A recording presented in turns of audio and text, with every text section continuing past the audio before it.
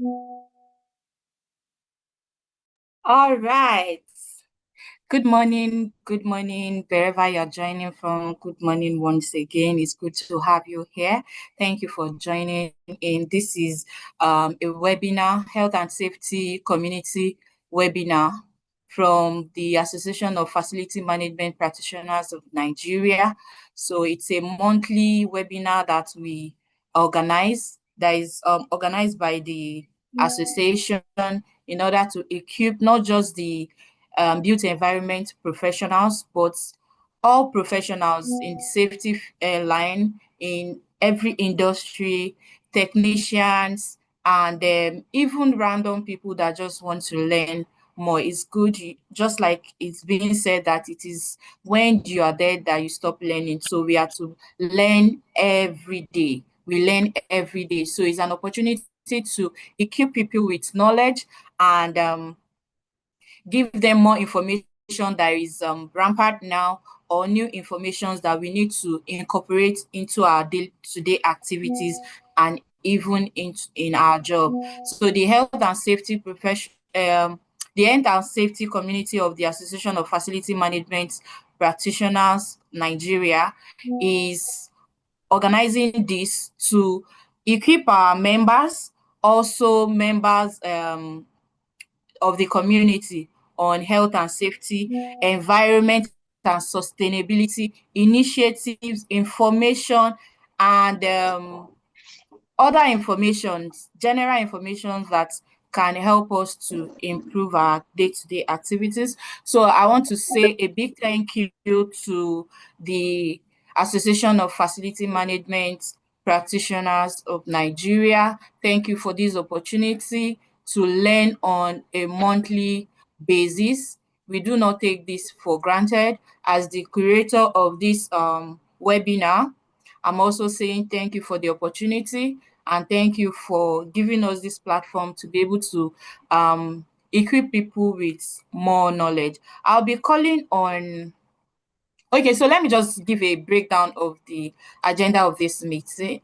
So we will be having opening remarks from our own president, Dr. Olumide Aino, the president of the Association of Facility Management Practitioners Nigeria. And from there, I'm going to introduce our speaker to us, and she will have a session. She's going to have maximum of 1 hour session with us. Afterwards, we'll have question and answer time.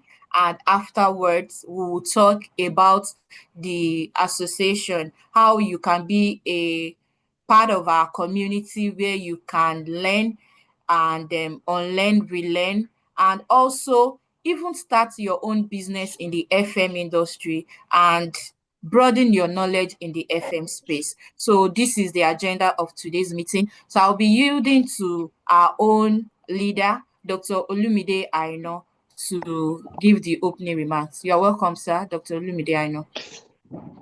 Thank you very much, amiable, indefatigable, hardworking curator for the health and safety community.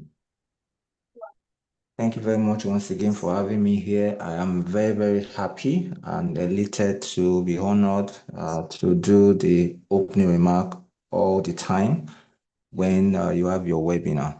First, I would like to welcome all to the webinar that we're having today.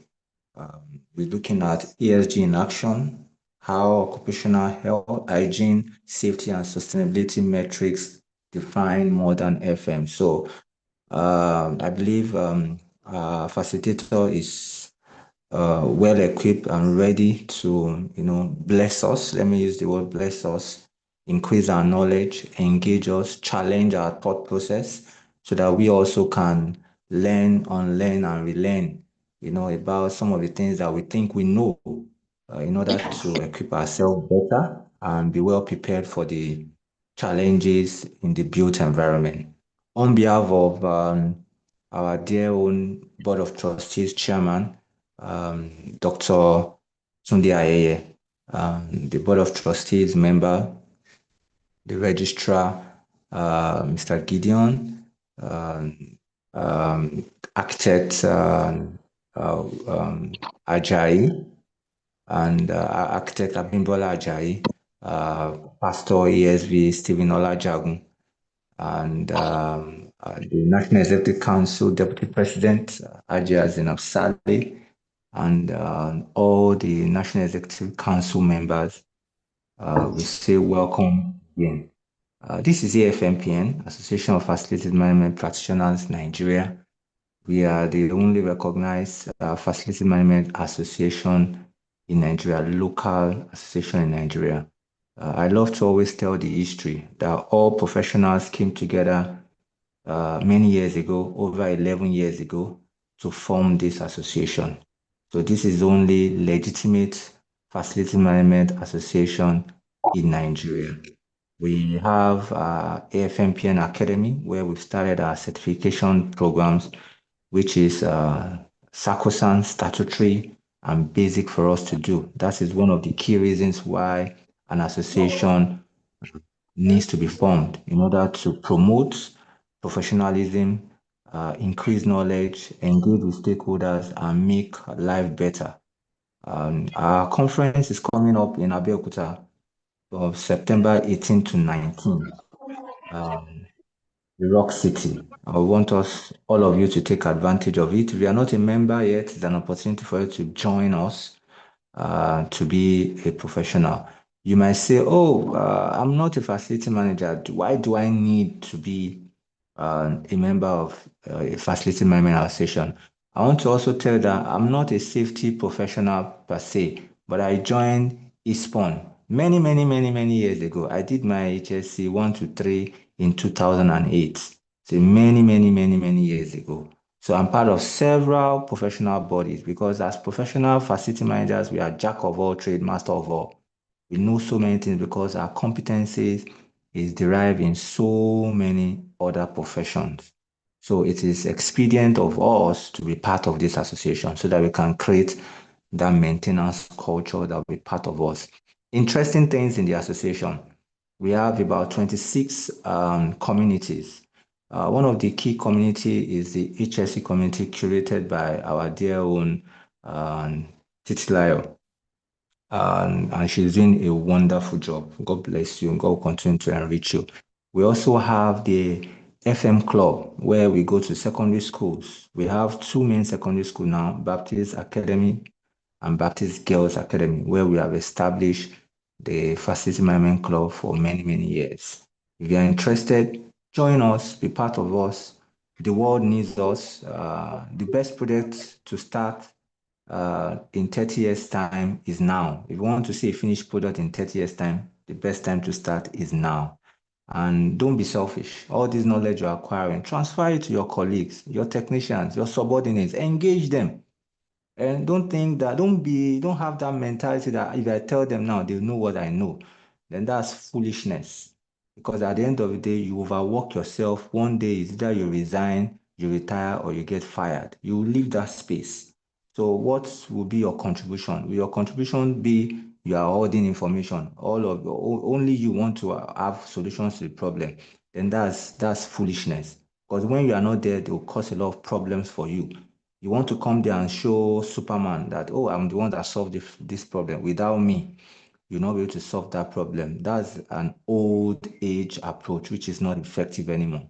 Share your knowledge, share your experiences, make a place better than the way you met it when you are living. That's the way to move forward. And we are here, we are professionals. We want to learn, we want to share thoughts and opinions. That's why we bring in facilitators every month. In our members meeting, we have technical sessions. This is the best place you can ever be. Take advantage of all these value-based activities in the association. And finally, we had Practitioners Cup um, May 16.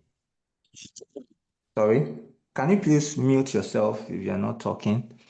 May 16, we had a practitioners cup where we invited 10 different organizations to play football and we got a winner.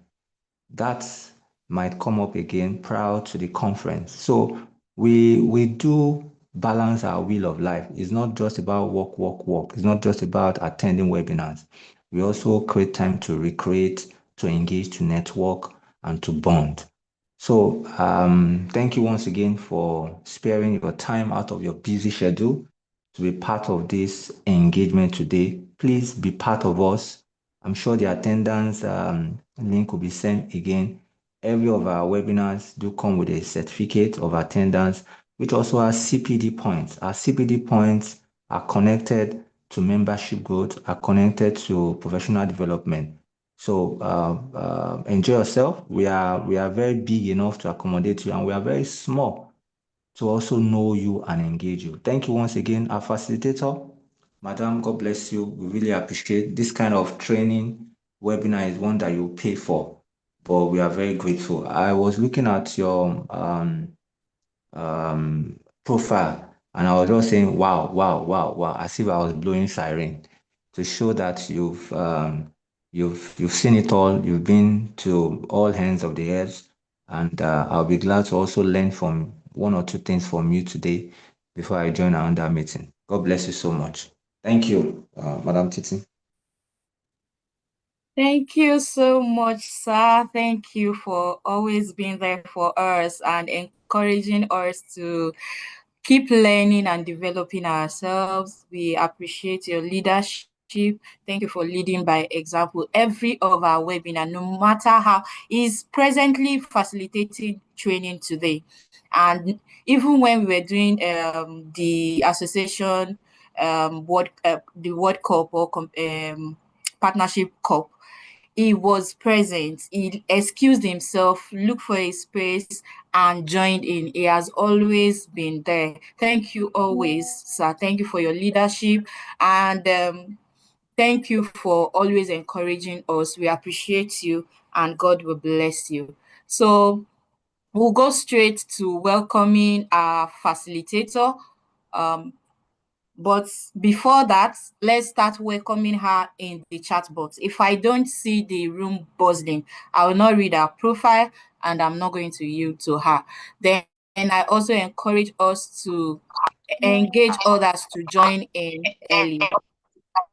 Please, when joining in, please mute yourself. I don't know how to explain this further. So let's endeavor to always join by muting ourselves because our background can be noisy. And let's endeavor to change our device name to our real name.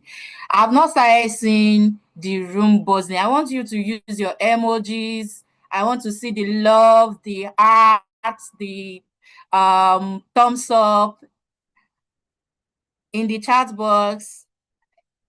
Thank you very much. So I'm going to go straight to, I think I stopped sharing my screen. Okay. I'm going to reshare my screen now to read our profile, then welcome our facilitator.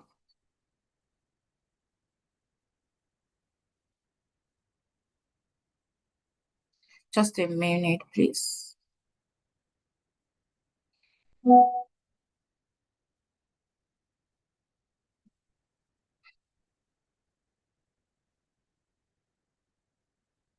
Okay.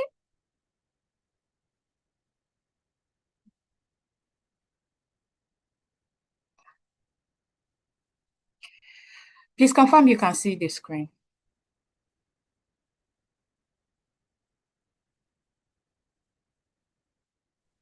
Yes, we can see it. We can see the screen is there.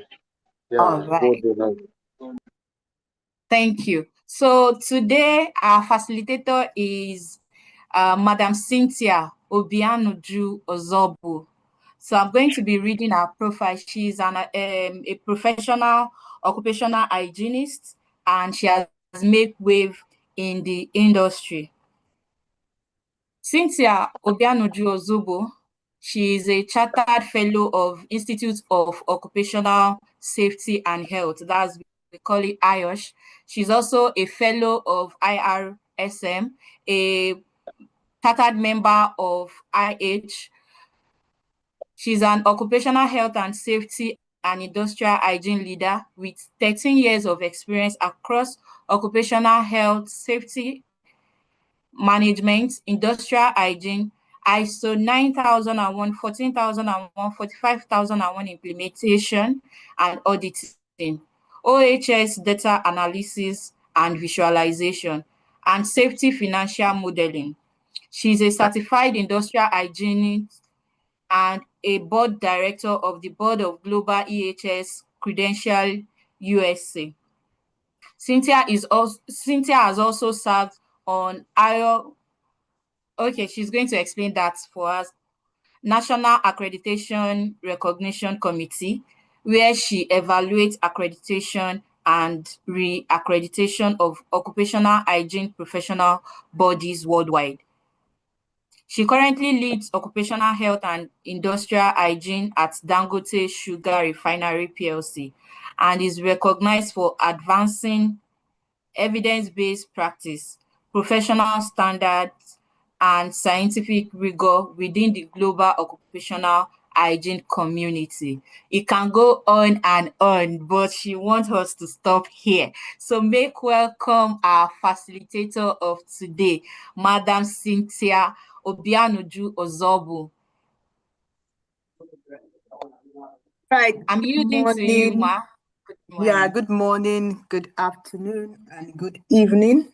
Or maybe just good night for some people, because I'm sure that a lot of people are joining us from various areas. It is a very humbling introduction. Titi, thank you very much. Just forget all of those things that is written there. I'm just Cynthia. And to Dr. Olumide that said I have gone through and everywhere. In all humility, how many countries upon? I want to still experience, and I'm sure if we put all our experiences on together, we have about 68 people on the call. I'm sure I will also learn something from you. What I'm sharing today, or what I'm discussing today, is basically a conversation. And wherever you sit, whether as a facility manager, a health and safety person, irrespective of your specialty, so to say, and you're on this call today, it's important that this topic came early, and it is showing us where the future is going. For example, if you are opening a company or you are working with an organization that may be looking for loan, grants, green financing, and you may be sitting somewhere and saying, oh, ESG is something that is meant for certain people. I am here today to bring to light that we all on this call are already ESG managers, officers, because we generate the data that forms whatever reporting that is required by different frameworks, regulators, investors, and the list continues. So for me today, it's a privilege to have this conversation. Thank you very much to everyone on the call for joining. And I will shortly quickly share my screen so that we can dive into the conversation. Thank you very much. So Titi will help us as the moderator, because whilst I share my screen, I might not be opportune to look at the chat box. So she will be helping in that light as well. Always at your service, Ma. All right, let me share the screen and we will begin.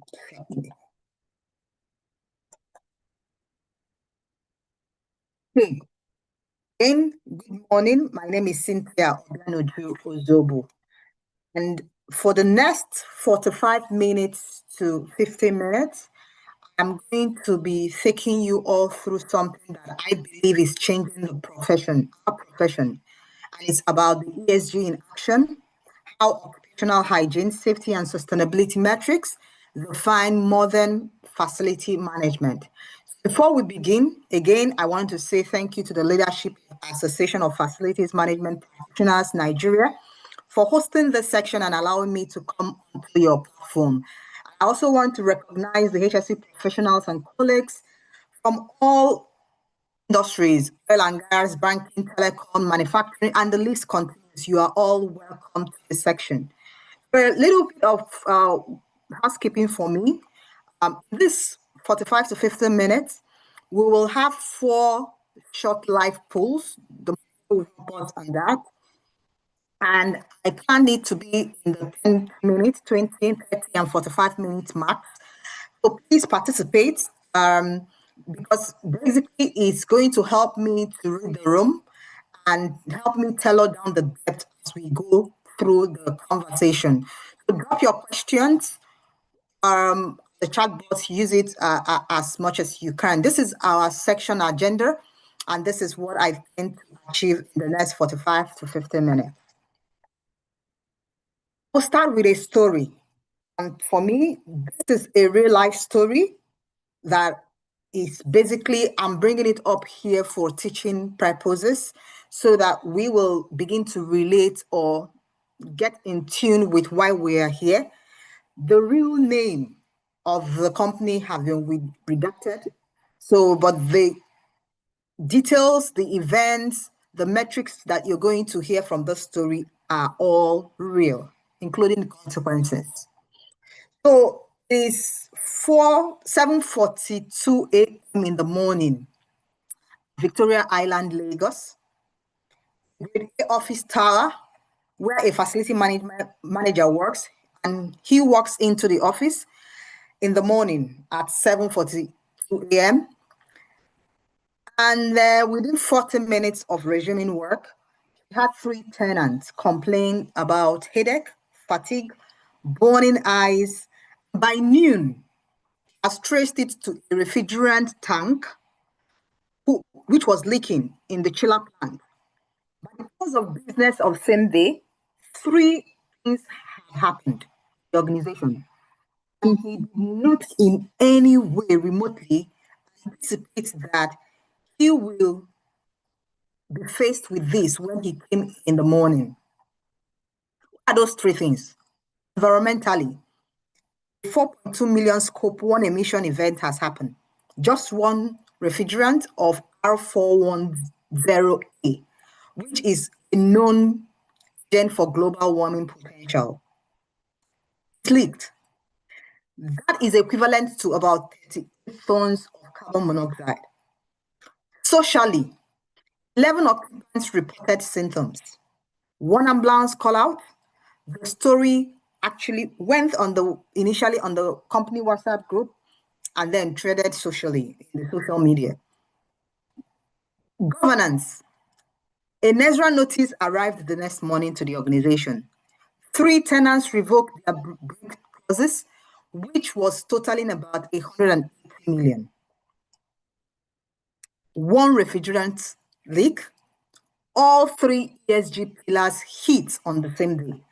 1 facility manager is carrying the entire response. And this is why we are here today. This is why we are having this conversation, because for that organization, on that fateful morning, it all started with just a smell. And the rest, they say, is history. Let's establish the scale of what we're dealing with this morning. According to the International Energy Agency, 40% of all global energy consumption comes from building and facility operations. 56% of global carbon dioxide emissions are linked to building operations and construction.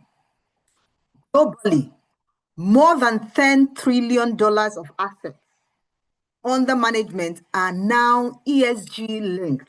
That is to say, they have ESG criteria that needs to be maintained. So sustainability reporting is no longer voluntary, not in this climate anymore. It's a financial requirement. And the 2030, we all know about the 2030 horizon, 50% emission reduction on the most science-based target. It is less than 5 years away from now. The question is, what is changing specifically for Nigerian facilities? I can tell you there are 4 things. First, Nigerian Exchange Sustainability Disclosure Guidelines and the SEC Sustainable Financial Principle now apply directly to listed company FMPNs. Secondly, and very importantly, IFRS Scope 1, Scope 2 adoption is making facility level data investor grade. For example, TN Nigeria, Access Bank, early adopters here. So we wouldn't say that is something not doable. There are companies already doing that. Third, the Federal Ministry of Environment, NESDRA, and the Factories Act, and of course the NUPRC HSC guidelines are all tightening enforcement and inspection requirements. And finally, and that is the most interesting part, tenants, employees, and investors, their expectations are coming together. They are converging. And what are the expectations? They want well-being, indoor air quality, net zero. All of these things are now facility management KPIs. They are no more nice to have. The bottom line is simple. What was treated as social responsibility 5 years ago is now, today, in our world, financial reporting obligation. This should get all of us thinking. And that is why this topic is very important and is timely. I understand that my audience might be different people, different level of experience. So I will go a little bit to underpin the definitions of ESG so that we are on the same spectrum. So ESG stands for environmental, social, and governance. It is a framework used by investors, regulators, and stakeholders to evaluate corporate performance beyond conventional financials.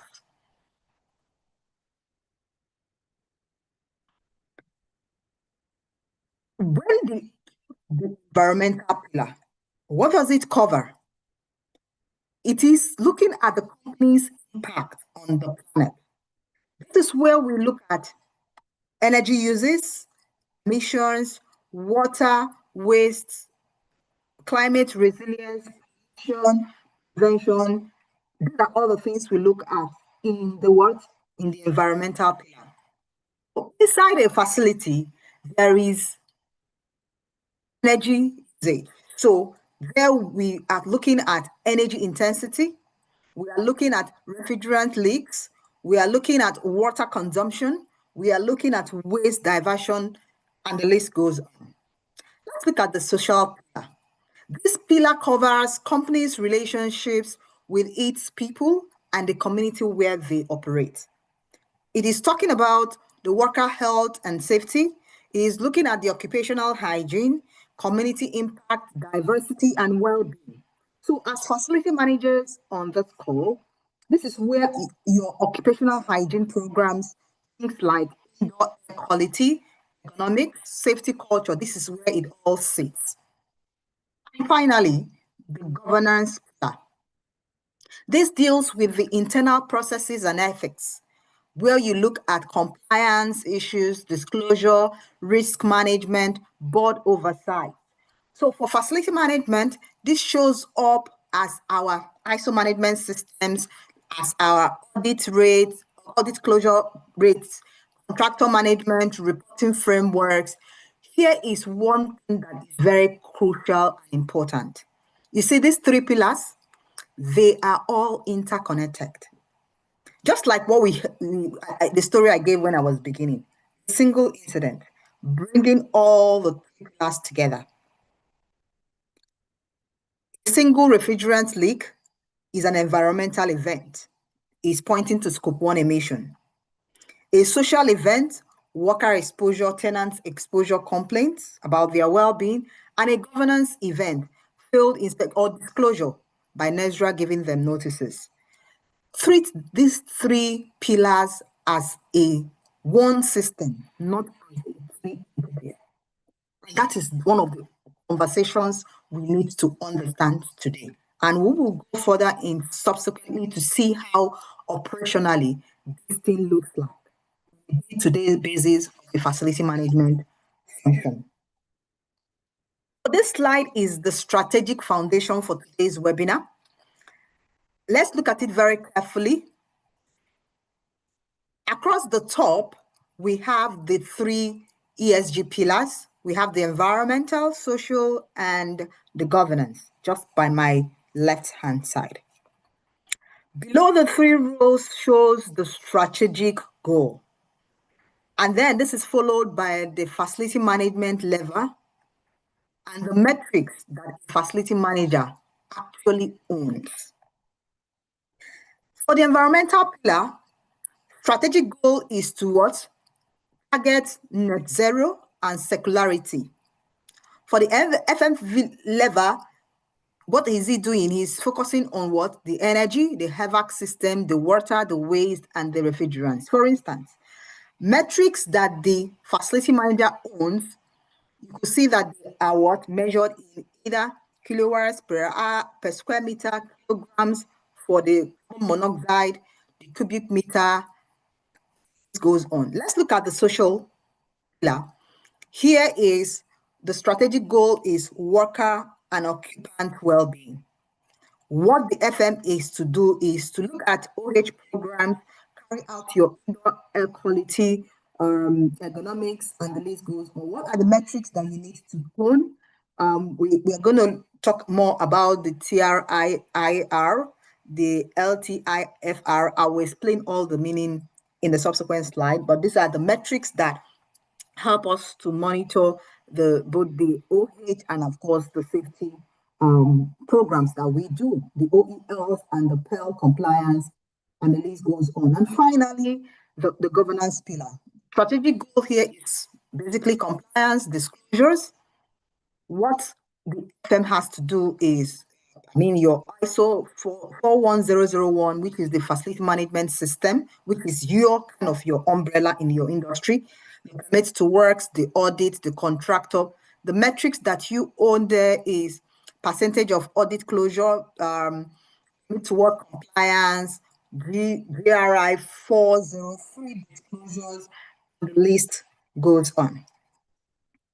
For us here, the insight on this particular slide is that, and I'm going to take that insight from a quote by the CBRE, facility management is no longer a cost center. The buildings we operate are the largest single contributor to the company's ESG scores. And that makes the facility manager the de facto ESG operations officer. So please ask yourself, which of these metrics do I currently own and report in my organization? So when you say ESG is for certain kind of people, this presentation is here to clear that myth. That is to say that as a facility manager, all ESG metrics are all generated inside a built environment that you manage. You are the person who control, oversee, and own those metrics. Operationally, you put it all together before any disclosure can be done, before any reporting can be done.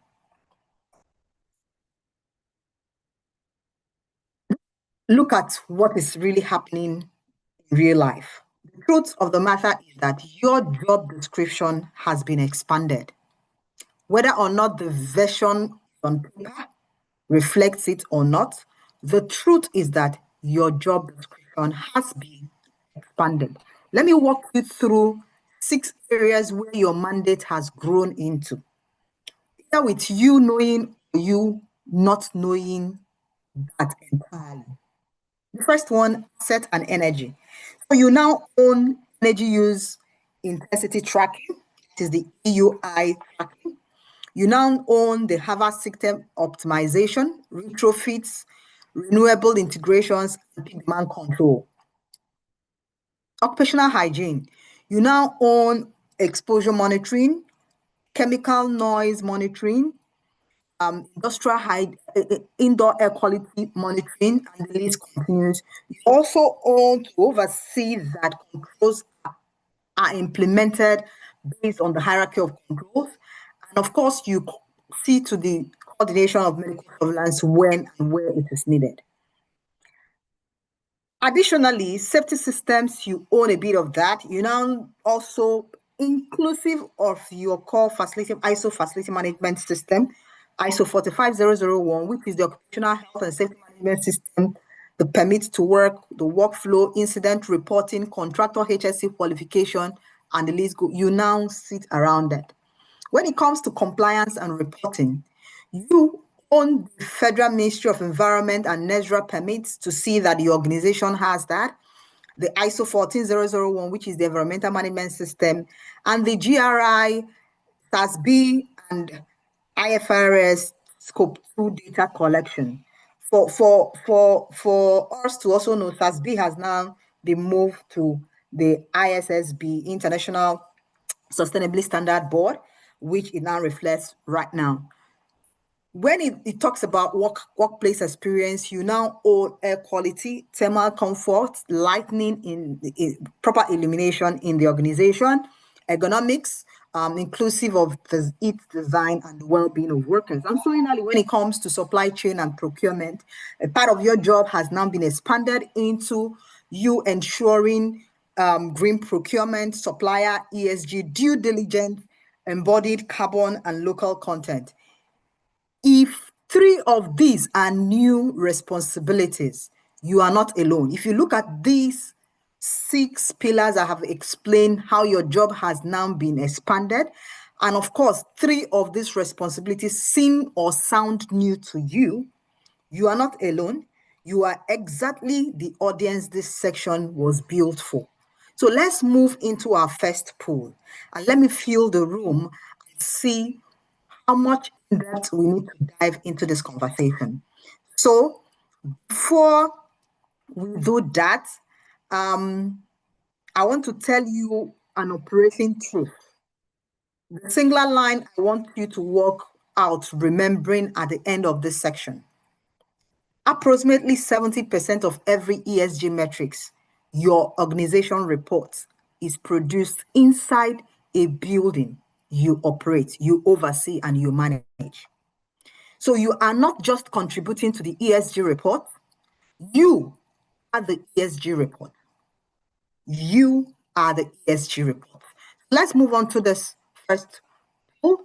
Moderator, please help me to pull up this pool because I want to see the result and you read out the result for me and tell me what, there is no right or wrong answer basically. So you will see on the screen which ESG pillar is hardest to deliver in your current facility. I just want to see you pick either A, B, C, D. There is no wrong or right answer. And I will give you 30 seconds. 30 seconds to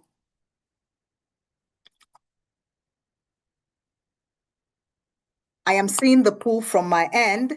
So I want to give you 30 seconds to pick one.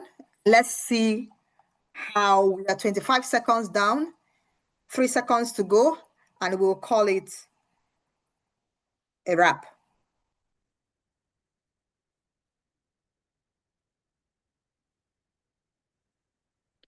Okay. So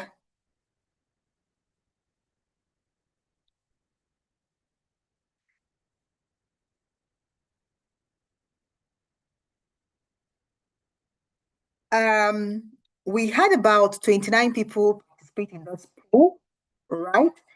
The top on the list is environmental, very expectedly, right? And 8% says that environmental when it comes to energy, carbon, water, and waste, followed by governance, disclosure, and compliance audit.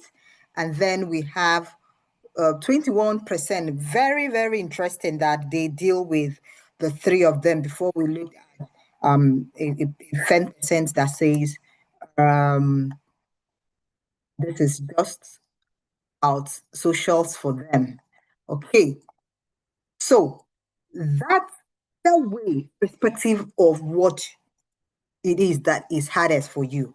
The goal today is to leave you with practical, deployable answers in each pillar so that we understand what we can do differently from Monday, not from Q3 or Q4 or probably next year, is what we can do for each of this pillar starting Monday. Now let's go into pillar one.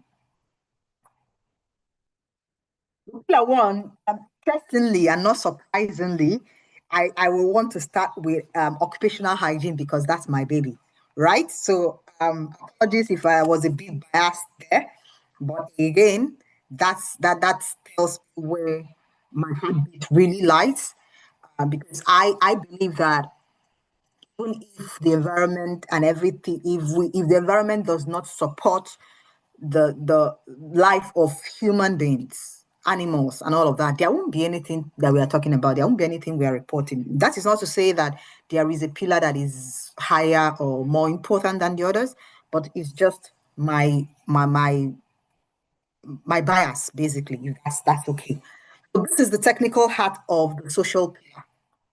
Over the next 4 slides, we will establish the vocabularies, the hazard classes, the exposure metrics, and 2 dive on to occupational hygiene focus, which is what? Indoor air quality and noise.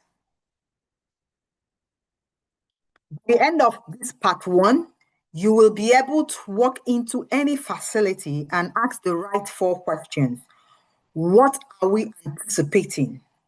What have we recognized? What are we measuring? And what are we controlling?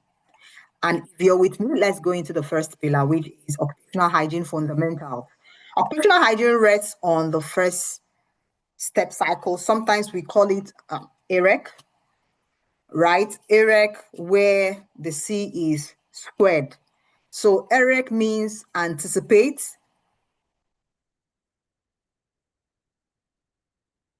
I don't know why this bullet. Okay. EREC means anticipate, recognize, evaluate, control, and confirm. Step 1, anticipate. What exactly are we doing? This is the strongest part of occupational hygiene management.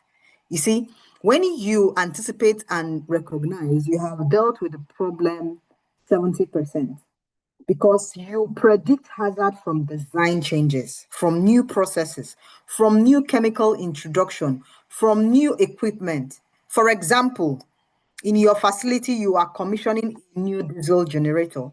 You will have to your anticipation cap, anticipate the noise exposure, the diesel particulate matter that will be generated when the diesel generator is on, and the carbon monoxide exposure for the technicians before installation. You need to think about, anticipate these things even before they happen. They are the most proactive way of avoiding exposures and putting things even before things to cause harm. If you miss this step, step 2 helps you to recognize. Walk through surveys that we do, you look at the safety data sheet reviews, you talk to workers in terms of interview or to check their pulse, you do analysis of tasks, how jobs are being done, with what are they doing it, within which environment is it done. At that point, harm has not happened or may not really have. You have recognized that this is now a problem. There's a problem of noise, there's a problem of low indoor air quality, things like that. There is mold, there is low temperature here that supports Legionella, things like that. And then you are able to do a step 3 where you evaluate. This is where you quantify by sampling either noise, dust, vapor, air quality, indoor air quality, illumination, ergonomics load.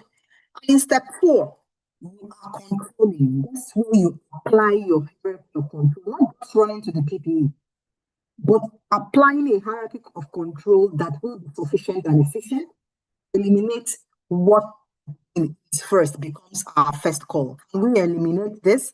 Where we cannot eliminate, can we substitute? If you cannot, engineering controls can be explored or administered.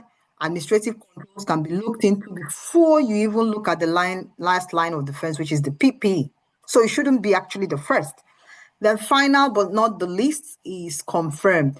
This is where, the biggest problem of occupational hygiene is follow-up of confirming. You put in your controls, you put in everything. Have you confirmed that this control is working? Right? So in confirming it, you remeasure, you rerun the medical surveillance. This is where you know that whatever you have put in place is actually working. The standard behind this slide is actually standard ISO 45001, which is the OHS management system, and ISO 45003, the newer 2021 standard on psychosocial risk. This is very new. Most people have not even explored it to its fullness, but it is there. This is the practical hook for facility managers. Every planned preventive maintenance work order should answer one question. In your facility, any of your PPM, planned preventive maintenance work that has to happen. Very simple. Plan preventive maintenance of your HVAC systems. You should answer one question. What hazard does this control? When you can answer that, occupational hygiene becomes what? Operational in your organization. Let's move on. In occupational hygiene, we have 5 classes of hazards. And these 5 classes, I will walk you through each of and every one of them. First, we will start with what?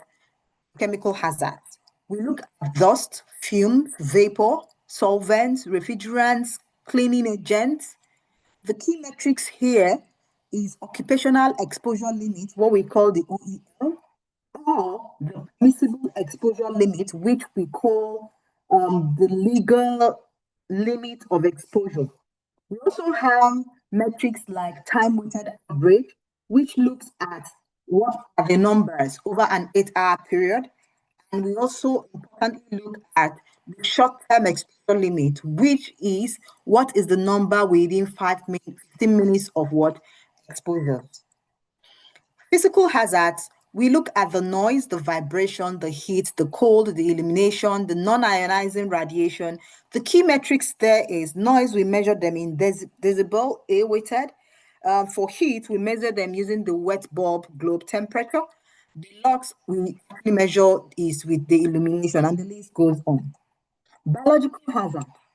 I wonder, many of us on this call actually have thought about Legionella in your cooling towers, molds in the HVAC system, the sewage exposure process and management, your vector controls or vectors within your facility. Yes, when I say vectors, a lot of people just focus on pesticides, rats, and what again? Rats, mosquitoes, and basically everything they do fumigation, all encaps fumigation, which is very good. But how many of us have actually looked at Legionella isolation management in your cooling towers that supply different dots lines in that organization? The fourth one is ergonomics hazard, manual handling, repetitive strain, awkward position, workstation design. Key metrics are in ruler scores or ruler scores. And the last but not the least is the psychosocial hazards, where we look at the work demands, harassment, shift fatigue, role clarity. This is now covered explicitly by ISO 45003, which is the new for many of us that are here, but that ISO actually came to birth just immediately after COVID-19. So the key metrics here is about employee assistance program uptake, pulse survey of workers as relates to their working environment. So if what you only do in your organization is to audit chemical and physical hazards, This picture on this slide is here to tell you that you are really missing half of the picture. So you can take a picture of this slide. You may be needing it tomorrow. You may be needing it next week to start one or two other two things beyond probably the most obvious, which is chemical and physical, but a bit more dive into what biological hazards within facilities you need, facilities that you oversee, you need to actually manage. Reference to core OH exposure metrics. This is your cheat sheet, and I will not read everything line by line. I am very confident that at the end of this presentation, you all get this presentation as well.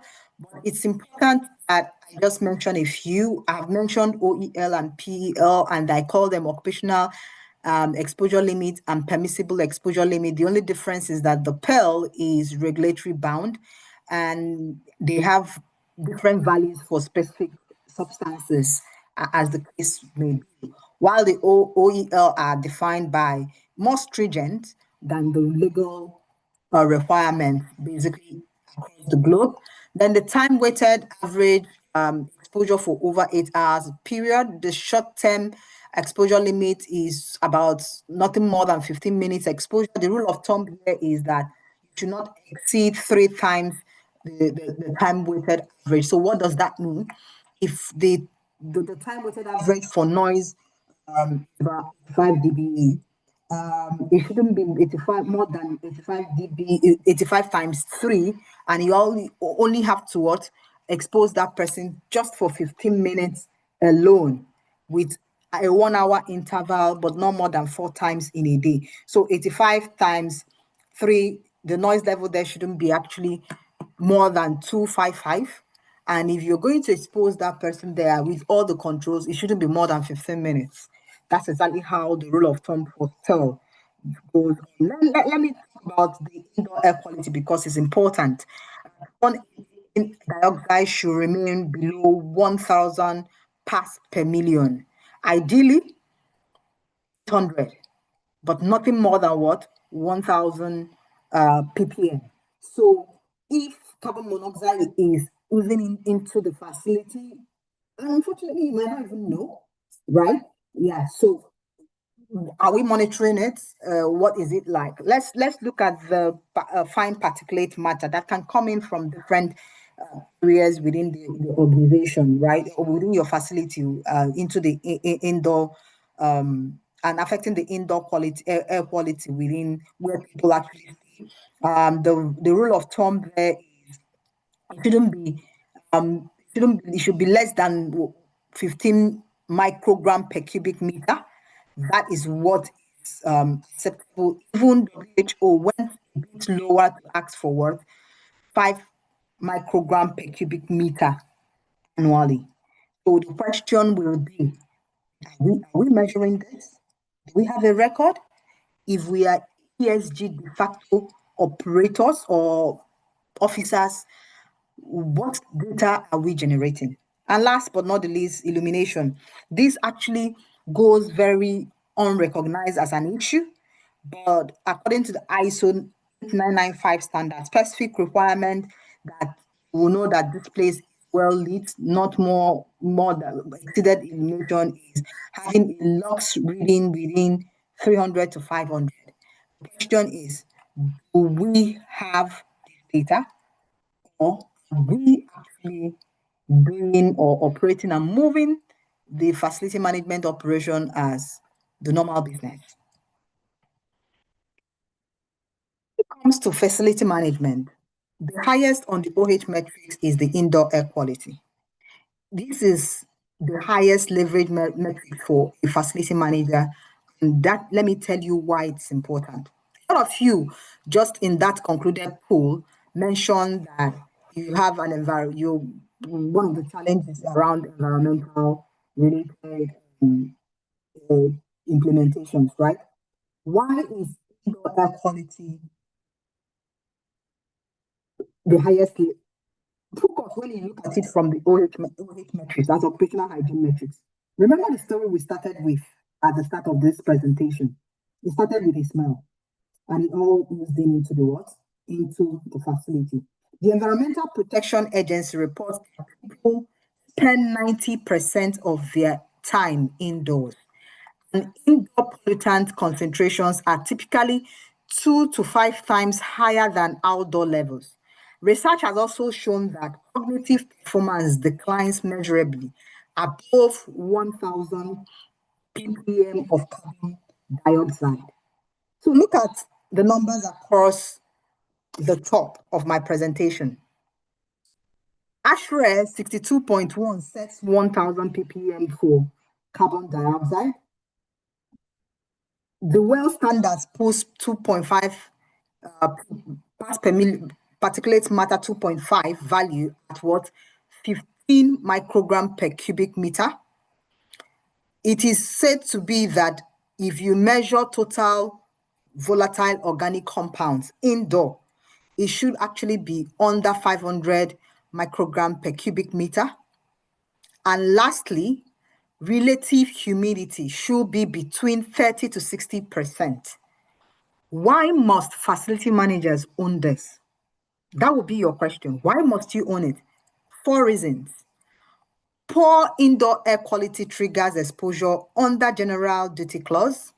That is your general duty to make sure that people that come into your facility are okay, they are fine, they are protected, they are not put at risk.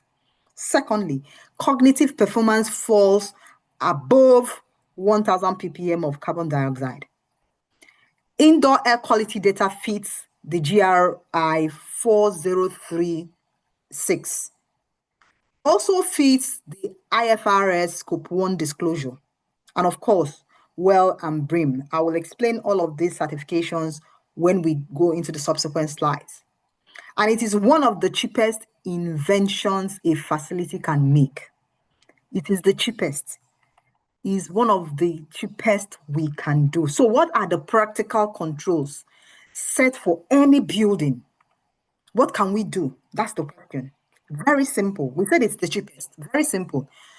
Have a CO2 sensors in your conference room with demands, basically, so that you can have a controlled ventilation.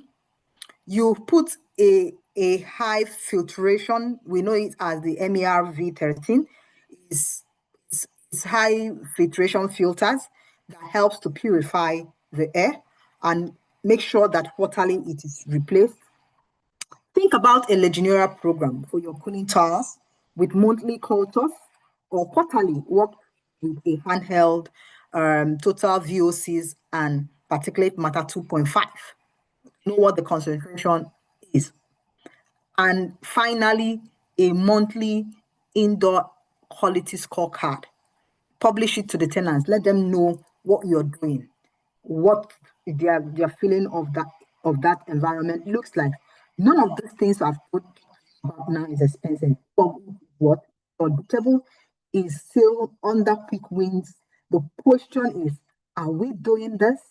And if we are doing it, how are we accumulating the data? How are we analyzing the data? How are we making a business decision with those data? Noise exposure and hearing conservation. There are things that we need to put up when there is a noise issue within the facility. So in facilities that we manage, we have different things that can trigger high decibel sound. Things like even when you go to the cooling tower areas, or when you go to the generator areas, or some of the equipment that are used within that facility. At 85 dBA, it is said, all right, at 85 dBA, it's required that when you go by the law, which is the PEL, OSHA, for instance, it says 16 hours action level, but NIOSH says 8 hours. Even in Nigeria, our laws support 85 dB. You need to start doing something. You need to start doing something. You need to know that these people must go into what we call a hearing conservation program. Now look at this table. Look at what is happening here. With an increase in the noise level, you will experience a reduction in the duration of exposure. The question is, Are we putting this into consideration? And the typical sources of this noise is very simple.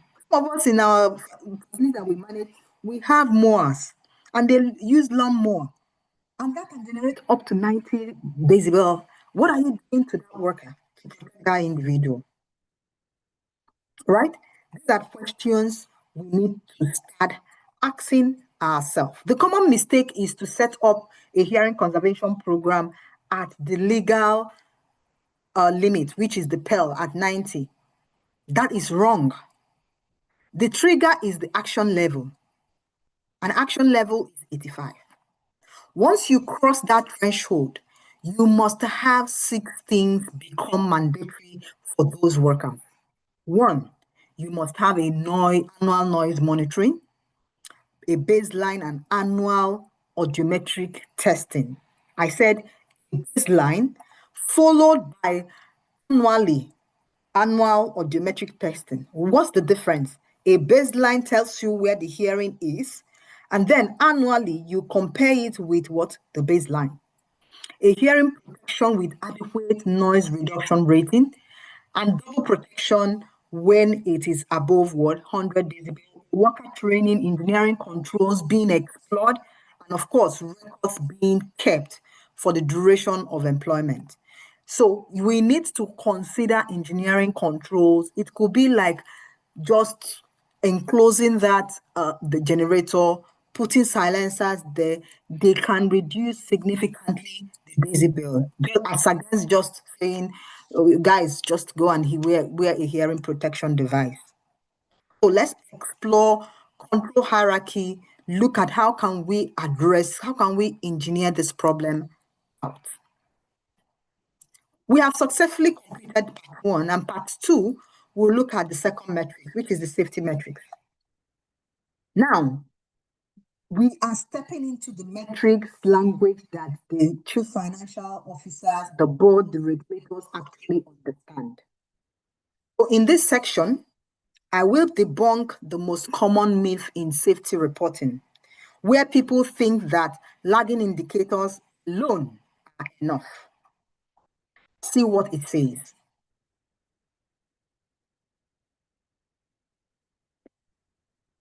Here is the single most important conceptual slide in. So this is the most important of all of them. 2 columns you see here are not equal, they are complementary. Leading indicator on the left, they are proactive. They measure the prevention activities you are implementing today, what you are doing today. It is looking at your near missing reporting rate. It is looking at the safety of observation or behavioral based safety reports. It is looking at your toolbox talk that are completed, your safety training, compliance percentage, permits to work compliance, hazard identification rate, your corrective action closure times, your preventive maintenance completion. These are all predictive. They help you predict where the incident will come from. But on my right, we have the reactive, which are the lagging indicators. They measure outcomes that have already happened. This is where we have the TRIR, which is the total recordable incident. We have the lost time injury frequency rate. We have the days away restricted or transferred. We have the lost work day rate. We have the serious injury and fatality rate, first aid case rate, environmental incidents, property damage incident, and the list continues. They confirm historical performance, but only after harm has actually occurred. That's where the problem is. According to Campbell Institute research, it's clear that organizations that actively measure leading indicators achieve consistently better lagging results. So that is to say that strong programs target a ratio of 3 leading indicators to every 1 lagging indicator on their dashboard. So you have that beautiful dashboard that you put up that everybody sees. Ensure that for every 3 For every one lagging indicator that you have identified or put down there, you have corresponding 3 leading indicators that will help you proactively prevent that lagging indicator from manifesting in the future. So if your current dashboard is mostly about total recordable incident rate, lost time, injury frequency, and the list continues, your team is flying with a rear view mirror only. What has happened? You are not predicting how we can avert this from happening in the future. And that's where the problem is. This is just a quick formula that can help everybody on this call know how to calculate some of these lagging indicators. So the total recordable incident is calculated based on the standard OSHA 2000 hours, recordable incident multiplied by 2000 hours, then divided by the total hours worked, so that where you know your recordable incident, which has occurred in a month, maybe 2 or 3, then divided by the total work hours for that particular month. So to say, for example, if we have 4 recordable incidents in 500,000 hours, it gives us a total recordable incident rate of 1.6. Now let's look at what the rule of thumb is in industry, average industry. Manufacturing is accepted, a TRIR of 2.8 is acceptable. For industry like yours, utilities, 1.8 is accepted. But the truth is, the lower what, the better. So if you go in, you take up next month, look at what it is, calculate this, and it is a bit above or above 1.8, then you know you are not, across the globe, your metrics are not supporting the safety of people, that social pillar that we just looked. You start looking at where are those things coming from? What are the indicators that we have established? What are the more leading indicators that we can integrate into our operational activities that can help bring down this number? The lower is always better. Now, I want to speak about these away, restricted, or transferred. The formula still looks like the TRIR, but why it matters is because if you look at the total recordable incident rate alone, it marks a small number of serious injury inside a very large pool of minor ones. So what the days away, restricted, or transferred cases helps us to do, it helps us to capture severity, not just frequency in this instance.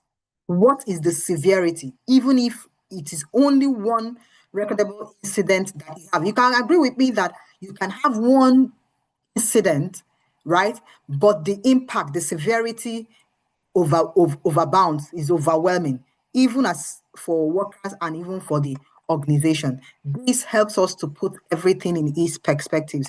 So in practice, leading indicators, I'm going to share our 8 leading indicators every Nigerian facility manager can deploy in 90 days. You don't need to do all of it, right? You do not need a software for any of this. Let's look at near miss reporting rate. You can, from Monday, target 10 times your recordable rate. If you are not seeing that, your team might not be reporting. Safety observations per worker. Aim at least 1 per worker per month. So if you have about 20 workers, you should be having like 20 safety observations closed out within 14 days. Training compliance percentage. For example, mandatory inductions, refresher cycles, PTW training, role-specific trainings. Need to work compliance score. Pick up and audit a sample of hot work or confined space permit or work at height permit. Audit it and see how compliant are they at the point when the audit had happened. Toolbox stock completion, right?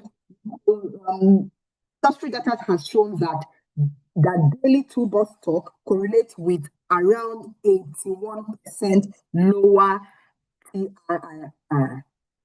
Because the more you proactively make people aware of what's happening, what they need to do, how they need to avert those hazards, it has a way of lowering any recordable incident within that organization. Hazard identification rate.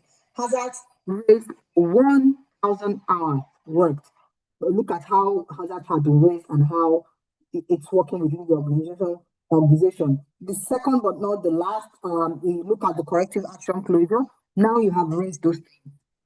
What was the percentage that has been targeted to closure? What was your target? What did you achieve? Finally, I think most of us on this call, we all jump onto the emergency drill, but let's look at the drill performance. Audit it and see. Evacuation time versus benchmark. Gaps closed per drill. You could look at any of these leading indicators. Like I mentioned, you don't need to take all of the 8 of them. You can pick 1, 2, 3. Start this quarter, start the next week, start the next month. That is how you build a predictive safety program in your organization. Now, this is the time for us to dive into the second pool.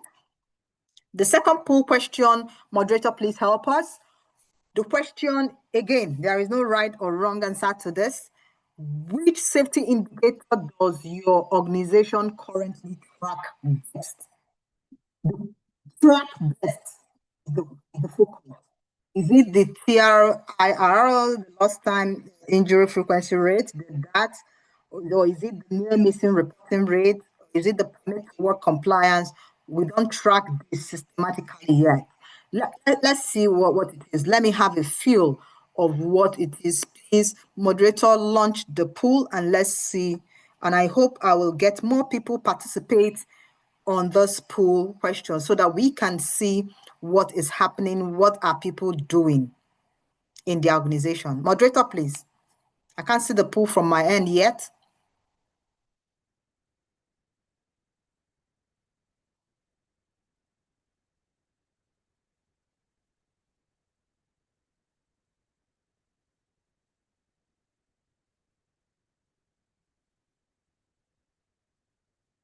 Hello, moderator. I can't see the pool from my end yet.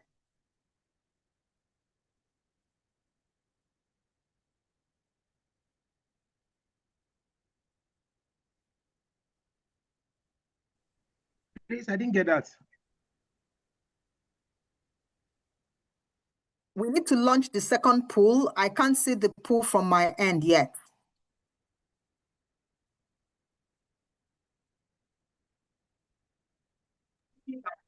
I'll get on it shortly, Ma. Sorry about that. All right. Okay, so the pool is up now. Which safety indicator does your organization currently track best? Yes, people are buzzing in their answers, and I need a lot of us to. There is no wrong or right answer to this at the moment. It is just for us to have a feel of what we are doing at the moment in the organization.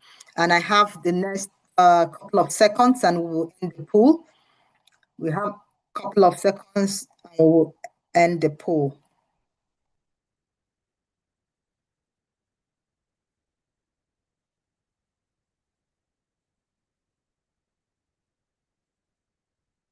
We have about 41% answered already, and the poll has about 9 seconds to go.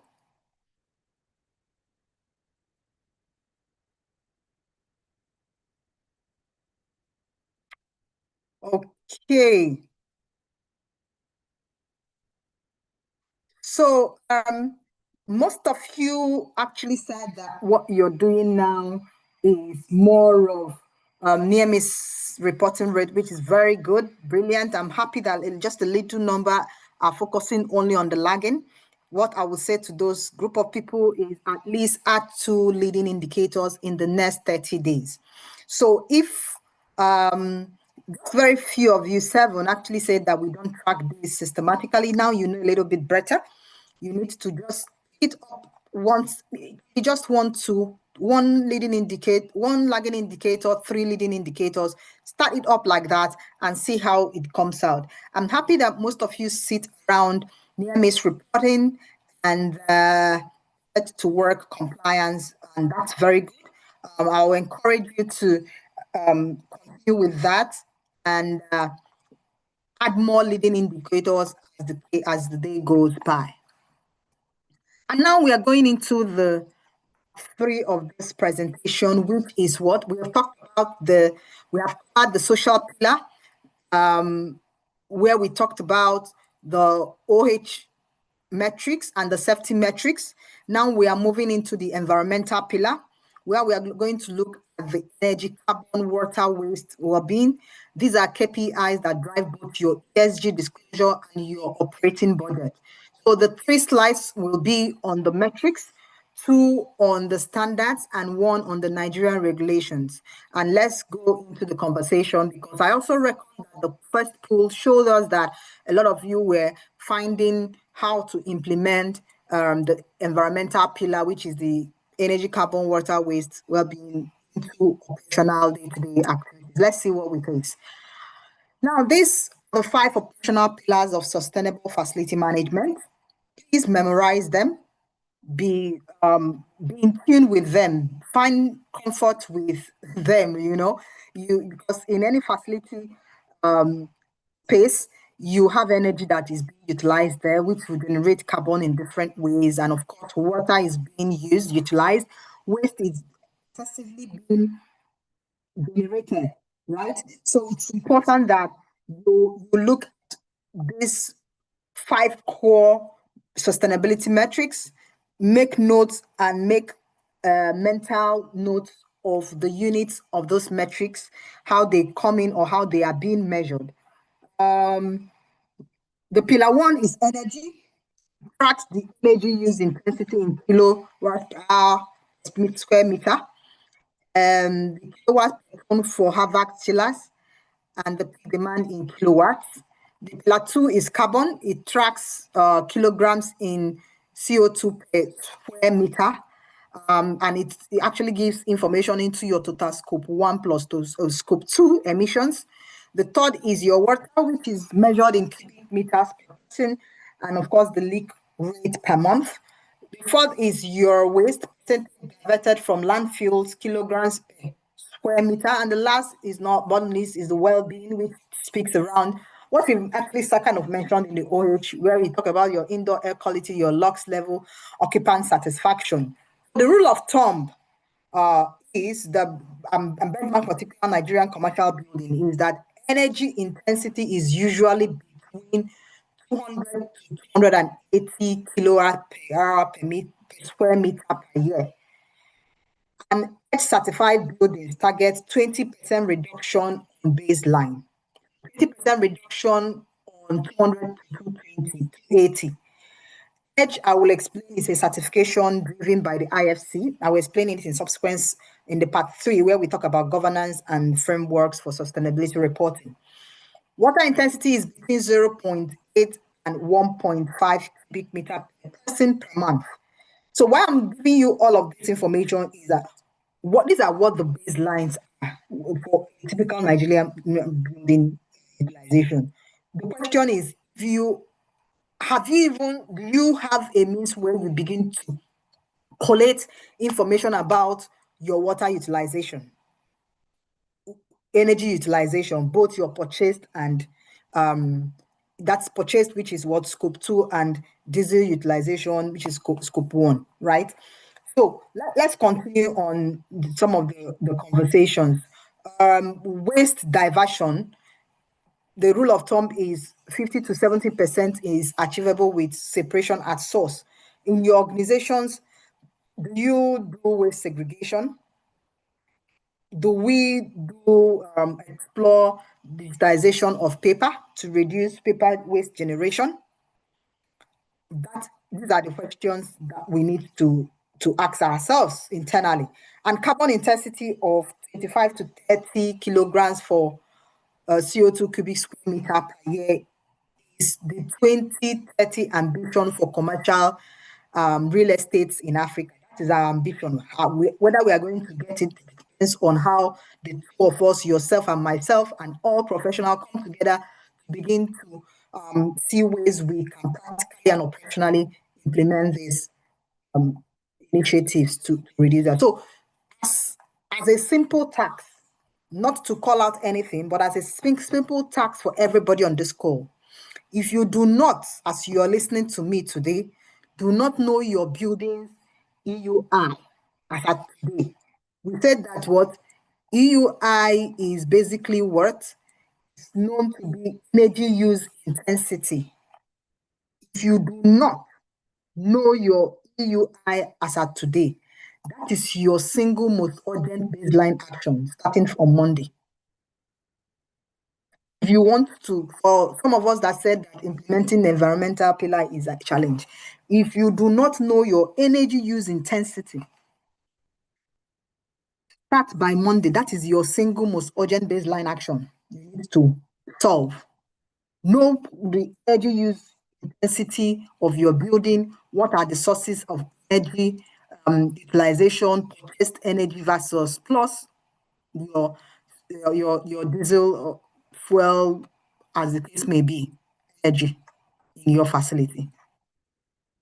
Energy intensity and the GHG scope 1, 2, 3, the greenhouse gas called device emission into 3 scopes. Understanding all these 3 is mandatory if you are doing any meaningful sustainability reporting. Scope 1. Scope 1 speaks to direct emissions. These are coming from your what? Your generators, your boilers, your gas use, refrigerant leaks, your fleet, vehicles that you use. Nigeria's diesel heavy reality, Scope 1 is often the biggest single facility management manager's interest. If you cut diesel generation by 20% through hybrid power, you have made the largest carbon impact you can ever make. Scope 2 is from your indirect emissions from purchased energy from your grid, electricity, purchased steam, purchased coal. You report this in 2 ways: location-based, using the national grid emission factors, and market-based, using your supplier specific mix. Last but not the least is scope 3. This is where we talk about value chain emissions coming from your tenant energy use, your supplier chain energy use, your business travel, your waste disposal, your employee commuting. For most organizations, scope 3 represents 70% or more of their total emission. And IFRS scope 2 now requires you to disclose scope 3, where it is what? Material. You only report it where it is material. Materiality assessment based on is it significant enough for us to what? Is it significant to the business? Is it significant impacting or is significance in terms of what's the risk level? So these are 3 things we need to understand. So subsequently, when you hear scope 1, scope 2, scope 3, you should know where it's coming from the greenhouse gas protocol guidelines that has put all of the emissions based on where it's what is coming from. That is how you put in your section your emissions based on the activities that happen in your own facility. So 3 green building certifications dominate the Nigerian commercial real estate. Let me just walk you through each of them. Recall that at some point I have mentioned EDGE, I've not said LEED, but I've mentioned BREEAM. So, but these 3 are all building certifications. These are just certifications, just like where you have your ISO certifications, right? I will explain each of them. EDGE is known to be excellence in design for greater efficiency. It is actually, it was actually developed by the International Finance Corporation, known as the IFC, an IFC certification specifically for emerging markets, including Nigeria. The certification requires at least 20% reduction in energy use. So you can't even opt for this certification when you don't even know your EUI. So you know your EUI and then aim for what? A 20% reduction. And if you constantly be able to do that, you can actually ask to be certified by EDGE from the IFC. Water use and embodied energy in the material. So they are looking for 20% reduction in energy in water use and, of course, embodied energy in materials. EDGE is the most cost-effective entry point for any Nigerian building, both new buildings or retrofits. Leads are from the US Green Building Council. Basically, LEED commands tenants' prestige in Lagos A-grade office stock, and it is a certification most multinationals, non-nationals look out for.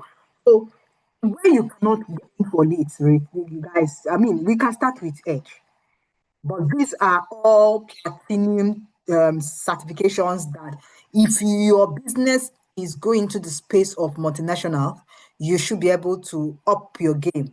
And most interestingly is that once you meet the requirements of lead, you have actually covered that of Edge, and that goes without saying. Then the last but not the least is the brain.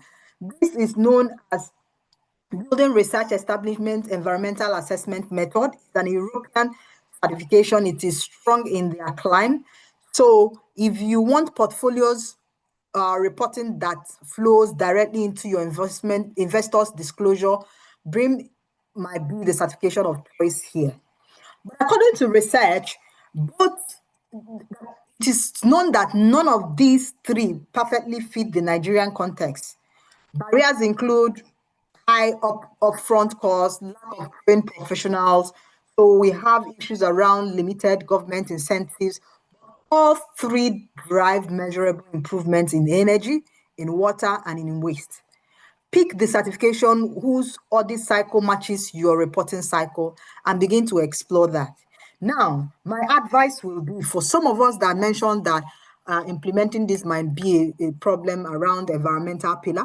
I will encourage you to source out the IFC Edge metrics requiring, and then begin to see how, not for the purposes of getting the certification by them, but the purposes of what is the major criteria there, aiming for a 20% reduction in energy, water, and embodied energy required as for that facility. Begin to see how you could explore reduction, achieve this reduction in these areas. It might help you set it up as targets, set it up as objectives, and begin to see how you could, what you could achieve in 30 months, what you can achieve in 6 months, and subsequently in 12 months. And that would be a very good starting point. Now, the standard stack for modern facility managers decks, we have about 5 ISOs. And interestingly, the umbrella ISO for your industry is Facility Management System, ISO 41001 2018. This is what drives the whole of it. We have the 45001, which is OHS.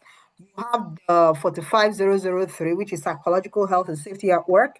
You have the 14001. It's 2015. It's still going into transition to the 2026.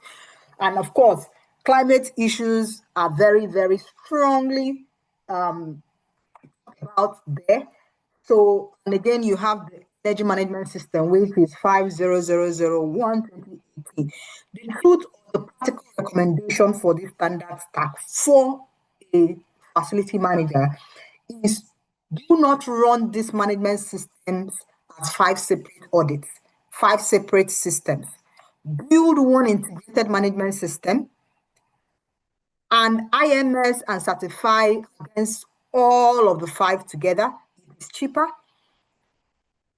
It helps with synergy and it reduces audit fatigue, so that when you have implementation, you're implementing across all the 5 of them. You are doing internal audit for all of them, and you're doing an external audit for all of them. But these are the 5 ISO standard that is relevant for the industry of a facility manager. Now let's go into your operational data. Like I mentioned at the beginning, I said that you are the de facto ESG officer who generates the data. You are the ESG metrics. So how is that so? We have different reporting frameworks that consume your facility management data. Let's start with the GRI 403. It looks at occupational health and safety, covers the TRIR, fatalities, hazard reporting, and the list go on. We have the GRI 302 and 305 that talks about the energy emissions and about the scope 1, 2, and 3. We have the GRI 303 and 306 that talks about the water and waste. And of course, we have the SASB, which is now known as the what? The ISSB, that focuses on industry material ESG issues for investors. And we have the TCFD. The TCFD is the Task Force on Climate-Related Financial Disclosures. TCFD and IFRS Scope 2, two of them actually talks about the climate-related financial risk disclosure. It is now mandatory in many markets from 2024, and it covers physical and transition risk, right? We have the IFC standards, different performance standards. We have the standard 2 for labor, PS3 for pollution, PS4 for community health and safety. And the last but not the least is the NGS sustainability disclosure. It's active and mandatory for premium board-listed Nigerian companies. These are the reporting frameworks. The key here is, and the point is, regardless of the framework, the facility manager owns most of the underlying data. Data quality matters more important than the framework of choice. So irrespective of how or the framework that you want to report to, the data is the critical element, and the FM owns this data, generates and manages this data. Some of the Nigerian regulatory landscape. As facility managers, you must track this regulatory landscape in Nigeria. And you have the Factories Act, you have the NESRAD, you have the NUPRC, HSC guidelines, initially known as DPR, you have the NOSRA, you have the NGX Sustainability Disclosure, you have the EIA, which is the Environmental Impact Assessment Act. You need to actually monitor all of this because non-compliance carries fines, closures, and reputational risk. And that is the truth. You will not want to put your organization in those circumstances or unfavorable conditions. Now let's learn the next pool before we get into what is the cost of non-compliance. If you as an FM do not have an oversight on what can go wrong if the regulation or laws in the Nigeria that affects your business have not been addressed. We'll be seeing that in the subsequent slide, but let's look at this pool. Moderator, please help me launch the pool. What is the single highest impact intervention you could make in the next 90 days? That is in the next 3 months. Are you going to install CO2 sensor or an indoor air quality sensor? Are you going to do an energy submetering or understand your EUI baseline? Are you choosing to do a waste audit or ensure or implement separation at source? Or are you going to implement a refrigerant leak detection program?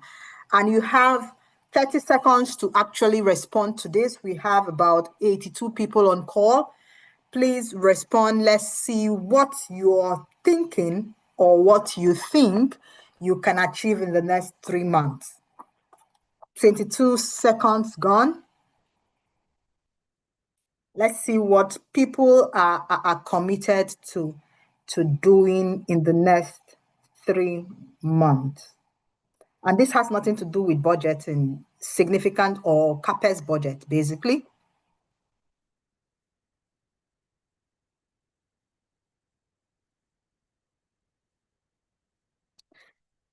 We just have about 10 seconds to go.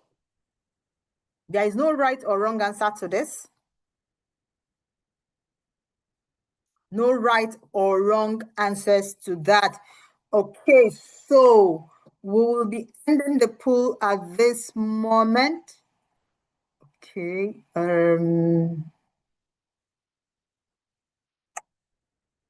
Okay, most of us on the call actually opted to do what?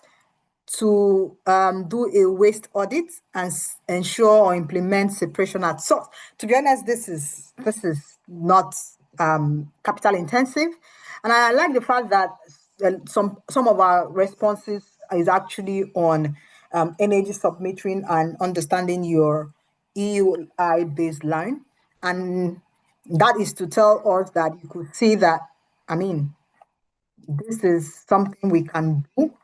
The question is for us to see that every one of these options is a winning choice.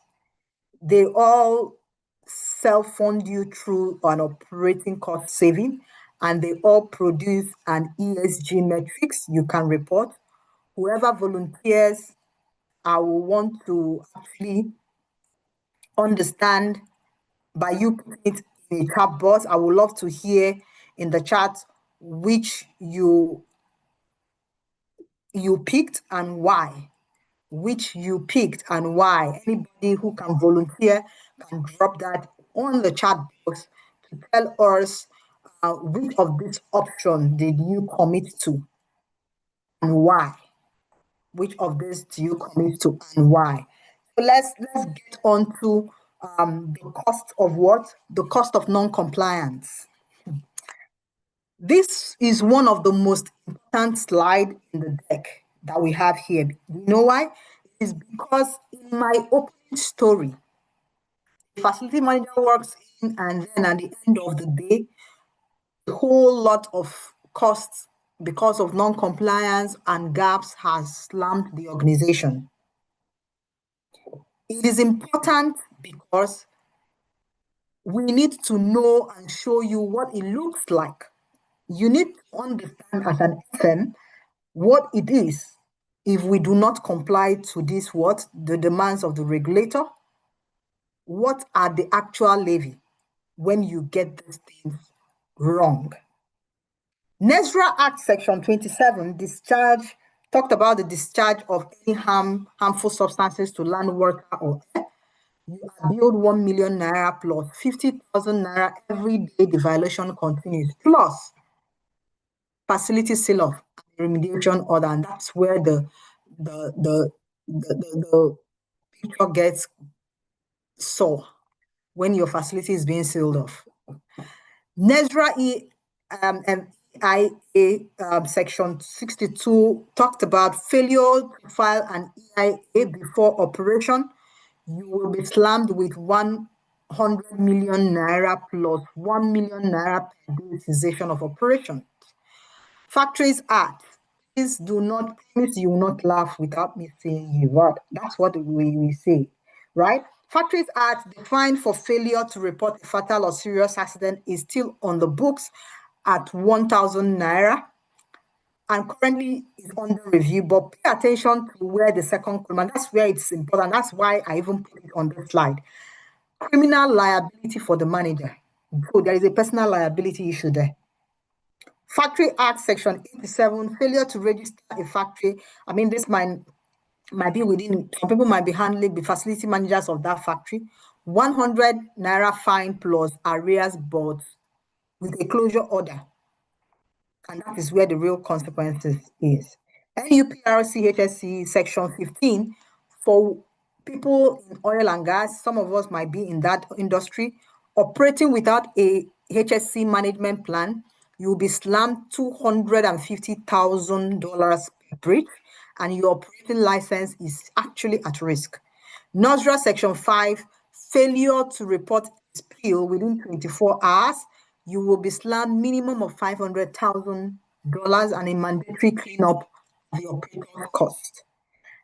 Then the last but not the least is the NGS Sustainability Disclosure Guidelines Section 2.3, failure to file your annual sustainability disclosure, 100,000 naira plus 100,000 per day and suspension from the premium board listing. That is a market cap incident, not just about the money. So you could see compliance is cheaper than non-compliance. And as FM, you must be able to understand what are the regulators' requirements as it pertains to your operations and your oversight, and understand what the cost of non-compliance is. Map every line on these slides to something or to a team member that needs to track, review them, and ensure that they are up to date. As we move on to the final part, which is where we are discussing the Nigerian case studies of these ESG in actions. And they have done different things within the pillar of environment, social, or governance. This is action across Nigerian and African enterprise. So it's no more a case where we say this is not doable, but where we begin to explore the learnings of what each of these Nigerian enterprise did. What can we learn from it, and how can we put what we have learned into our own organization? And that's the essence of this, bringing these case studies across Nigerian industry. Again, it might not be a bias, but these are the realities. So I will start up with the Dangote Cement PLC. What is the hero statement there? They achieved 21.6% reduction in lost time injuries in 2023. That is the kind of safety report or result that gets you in front of the board.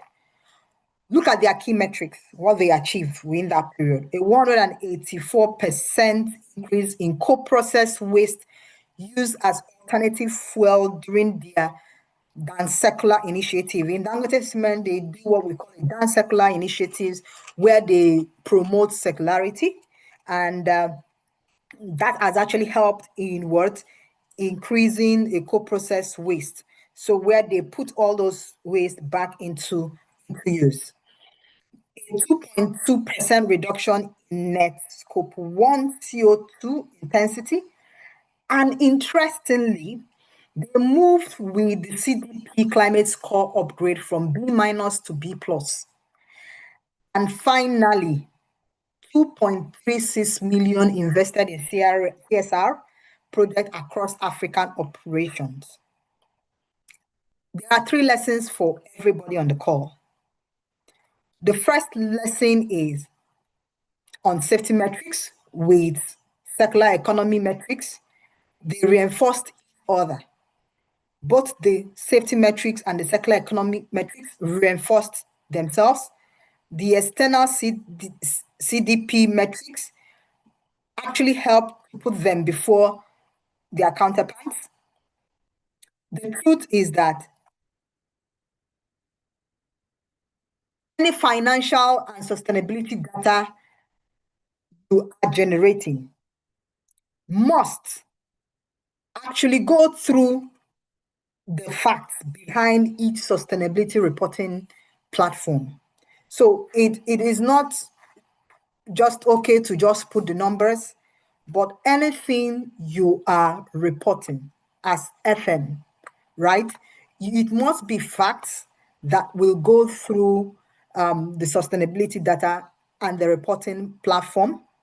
And this is what helps you as an FM before the board level to get attention for your facility management project. Let's look at MTN. MTN was the first early adopter of IFRS. They have put before them in net zero by 2040. And that is a very big thing to have looked at. That's their target. That in the headline ambition, they have publicly committed towards net zero by 2040. Let's look at some of the metrics they have achieved as early adopters of IFRS, Scope 1 and Scope 2, which are aligned with GRI, SASB, and of course the NGS Sustainability Disclosure Guidelines. They achieved 60 million lives were reached through their initiative of Doing for People program. They have ISO certified across multiple management standards. And most importantly for us here, they built an in-house ESG data management collection tool, a central internal data warehouse for sustainability disclosure. Now, build your case from this perspective. Build your own internal ESG data warehouse, even if it means you starting with an Excel spreadsheet. In the climate-related risk and opportunities into your operational risk framework and disclose your scope 2 both ways, location-based and market-based. With that, we can be learning one or two things from the learnings from MTN, and it is to be to own our own advantage. This is the banking industry. Access Bank is a financial service exemplar. Their biggest statement is they want to achieve, and they really achieved the 974 solar ATMs, 72% paper cost cut, a 50% landfill cut at headquarters. Each one of those numbers was delivered by a facility manager. Each one of that was what delivered by a facility manager. The 50% reduction in landfill weight, as headquarters, was through a comprehensive recycling, and 63 million lives were reached through their social investment. The learnings for us all here is Access Bank now applies their internal carbon pricing to facility management CapEx decision, which means facility upgrades past investment screen they would have failed 5 years ago. They adopted the partnership for carbon accounting financials for their financed emission. And solar retrofits were owned by their facility management, not a separate sustainability team. They were really owned by what? The facility manager. So it is something that is doable. You might not aim so much as them, but you can start small. You can learn from what? Their own experience and their own good wins. The last case study for us here is our own IHS Nigeria, basically a part of the IHS star. The hero statement here is 6,747 power sites were converted to hybrid power. That is, they were converted to start using both diesel plus solar plus battery. That is the largest decarbonization program in Nigeria infrastructure as at today. The metrics that they achieved were 11% reduction in scope 1 plus scope 2 intensity between 2023 and 2024. They also had 20% reduction in emission intensity since 2021. 5.4 billion were invested in 160 community projects across 2023 and 2024. More than 20,000 batteries recycled or reused. That is using a closed loop waste hole model. You see, hybrid power is the rare program that cuts scope 1 emission and OpEx at the same time.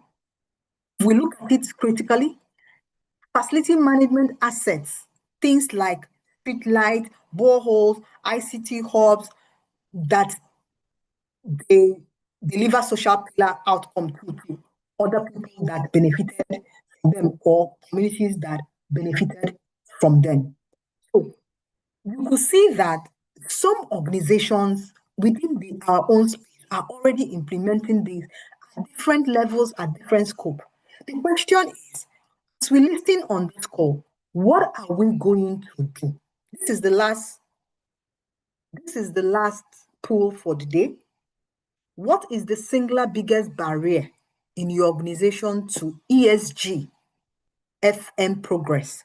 What is the single biggest barrier? Is it board or executive sponsorship?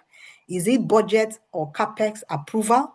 Is it data system or reporting infrastructure? Is it skill or team capacity? What is the biggest barrier? Because you need to know what is even holding us back as a business, as a team, as facility managers in this organization. What is holding us back?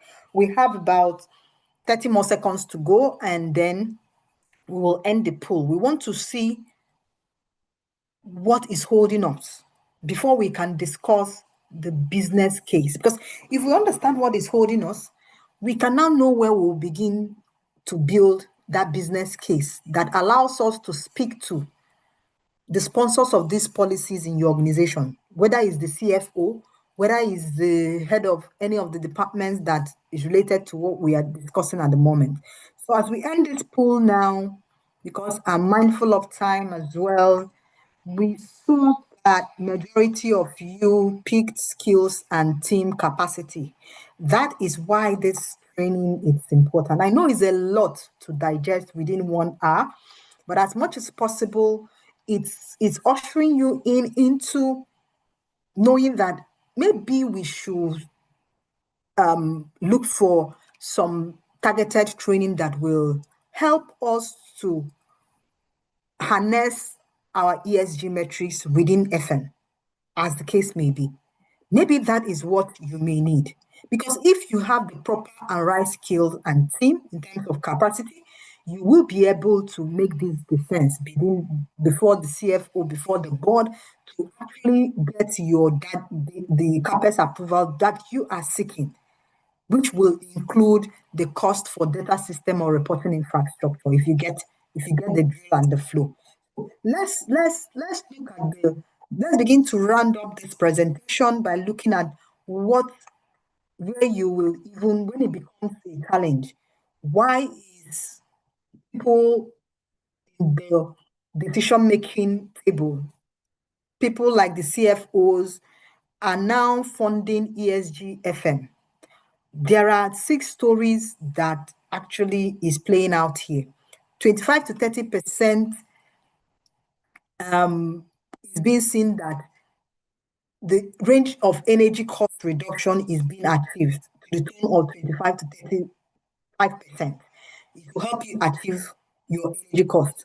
At the point of that, with evidence, any financial officer or controller will actually start listening to you very well. The average payback on an energy management system deployment across industry based on benchmark is about 1.4 years.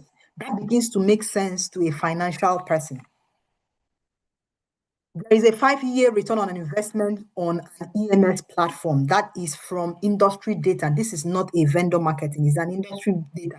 It gives about 284% in 5 years, an ROI when EMS platform is implemented very well. And when we look at the safety metrics, there is a lower TRIR observed to about 81% as sites that run daily toolbox talk compared with monthly. So these prevention activities are actually measurable in terms of your return on investment. The avoidable direct injury costs is to the tune of $86,000. That is a significant money that can help when we have reduction in incident rates. Insurance will be happy to actually hear this from an organization. And finally, the rent premium for green certified Lagos A-grade office space, is premium. You will have about 8 to 12% money on rent higher than your counterparts. And that really makes more money. So ESG FM is no longer where we compete for budget on goodwill. It competes on the same hurdle rate as any other CAPEX. And of course, if you know your onion well, you should be winning and it should win. Because it is no more a voluntary thing, it's something that we must do. And this slide really, as we round off now, is taking you to what can be the roadmap. Now you're listening to me. What will be an implementation roadmap for a typical Nigerian FM team? What are they going to do? And they're going to do this. I try to look at it in 18 months, right? Here is an 18 months flow. Phase 1, months 0 to 3. This is where you do your baseline. Baseline is what we do: water, energy, waste, safety baseline, your stakeholder mapping, materiality assessment. Do not skip the baseline because you cannot claim anything without comparing it to your baseline. Phase 2 is your 3 to 6 months. These are your quick wins. What can I quickly do? Can I put a sensor on indoor air quality, CO2 monitoring, begin to do my daily toolbox talks, and the last? This is very fast. Phase 3, between your 6 months to 12 months, this is where you roll out your systems, your integrated management system that has to drive this. 14 14001, 45001, 41001, and the list continues. Then phase 4 is 12 to 15 months disclosures. This is where you explore the disclosure frameworks like the GRI 403, 302, and 305 data set, your FRS Scope 1 and Scope 2 readiness, your NGS sustainability filing. The final phase is between 15 to 18 months. That is where you have now probably begin to see to be certified by EDGE from the IFC or LEEDS or BRIM, whatever the thing is, but you can actually start with EDGE and begin to see your validation based on a science-based target initiative. That's the SBTI targets. Look out for peer benchmarking because it puts you as an organization up there. Because anything external validation, independent validation gives more credibility to the organization.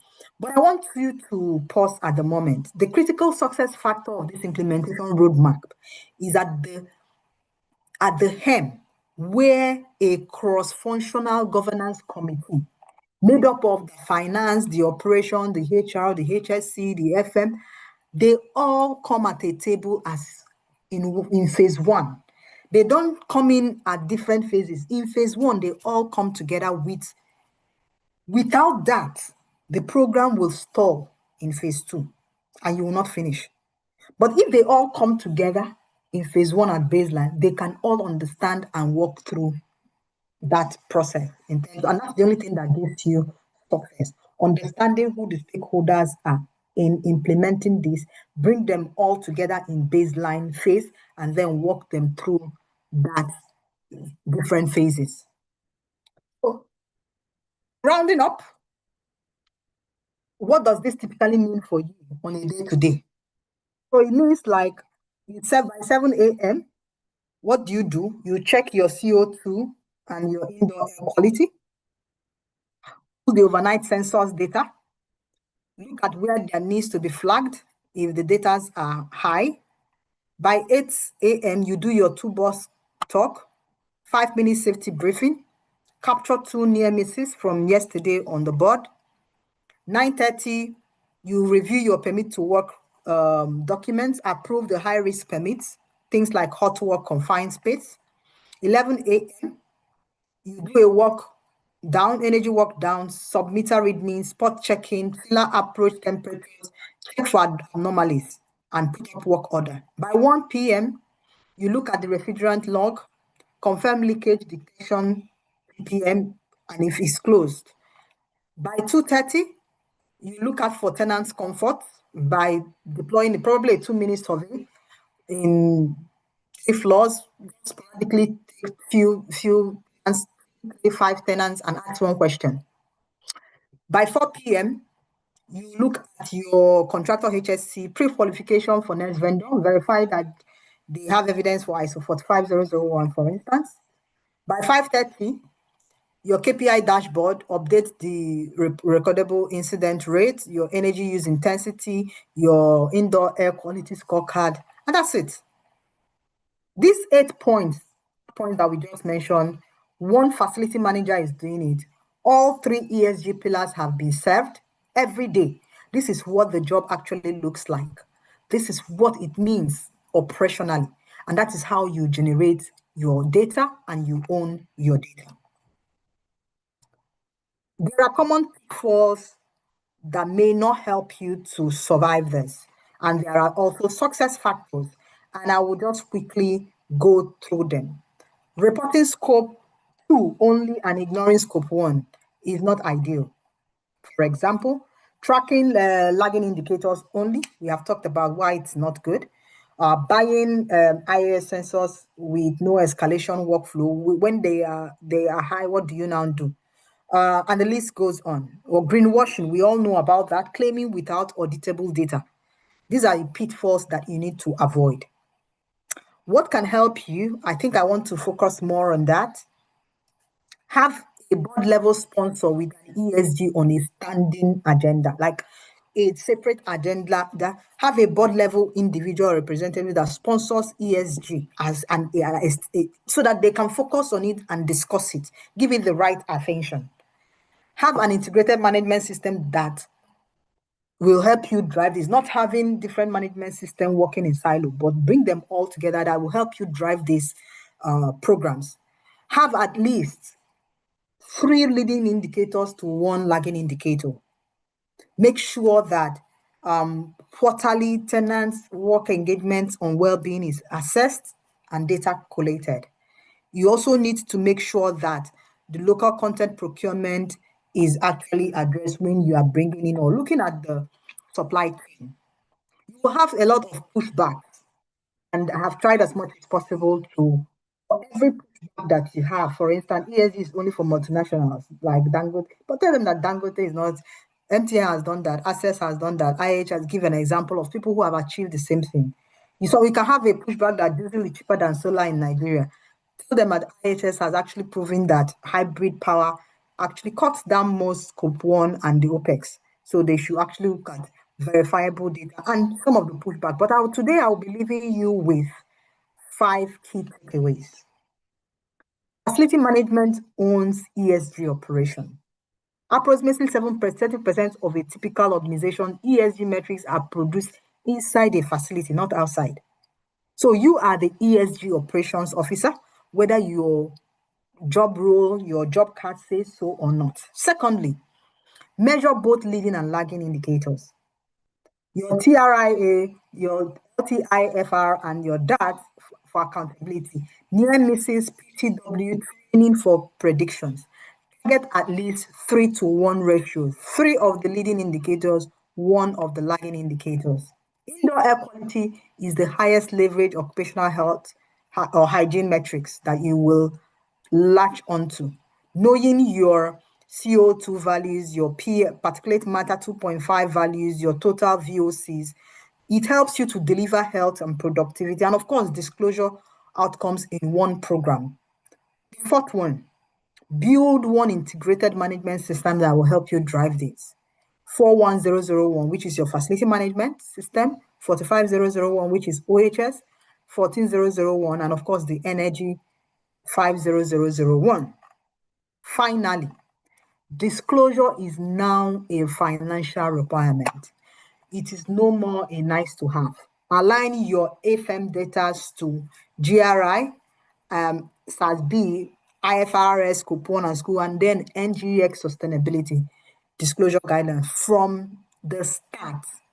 You can now begin to retrofit later and make it more better as the day goes by. You see these 5 points as a takeaway that I'm giving you today. They are the structure of every action plan I will recommend. So you may want to note this particular slide and come back to it when you get the slide. Okay, so these are just a link and barcode to what your inspection checklist might look like and may help you. And this is one thing I want you to take a look and make a commitment. It can be your personal commitment card as a professional. Write out one occupational hygiene metric I will start measuring, one safety KPI I will upgrade or add to the ones that I have, one sustainability action with business case. Because the challenge is that the next building to set the Nigerian FM benchmark might just be yours. And it will require you to start on Monday, not in Q3 or next year. So what it literally means is that you should maps, you should measure, you should act, you should prove, and you should sustain. Thank you very much for having me on call. And I will now hold on to your questions and end the slide. Thank you very much. Wow, wow, wow. Around oh, I'm expecting the room to be buzzing already. Wow. You all can agree with me that this is not just a random webinar. This is a class, an intensive training, right? You can agree with me that it's an intensive training, almost a 1 hour, 45 minutes intensive training. Thank you so much, Madam Cynthia. I'd want to do a recap before, but in order to keep and maximize our time, I will not be doing the recap. If you want more of the recap, I hope that you have filled the attendance form. And for those that are watching from YouTube, you can actually have a rewatch later. It's an intensive training, and even myself, I will have to go back to the recordings of this training because there are a whole lot of take home. Thank you so much, Ma. God bless you. Thank you for sharing from your wealth of knowledge. Thank you for sharing this with us. We are going to go to the question and answer time now. We are going to go to the question and answer time now. It is time for us to drop our question. I'm only going to be allowing 3 people to unmute. So if for people that show their attention, their interest in asking question, you have to raise your hand so that will allow you to unmute. Then every other question can go into the chat box, and we are not going to be taking more than 5. 2 from the chat box, maximum of 3 people to show interest or to indicate their interest via raising their hand on the call. So I'm waiting for us. The attendance form has closed. I've been sending it repeatedly in the chat box so that we'll fill it, and it was indicated there that it closes by 12. Every other person that could not fill the attendance, just write your full name and your your full name and your email address and send it to me via WhatsApp. I'll drop my phone number now. Please send it to me via WhatsApp. So question and answer time, please. I've dropped my WhatsApp number. So please, your full name and email address. Don't send it separately and don't send it to this group, please. Don't send it in the chat box. Send it to me on WhatsApp. Make sure your email address and the phone number is there. So let's go straight to the question and answer time session. Any question? Please, I want to take people that raise their hand. Question is an intensive training, and I believe that even after listening to our facilitator and going through the recordings back and the material, we still need to take more classes to be able to be grounded in this ESG reporting as it relates to facility management. So any question, please? Let me go to the chat box.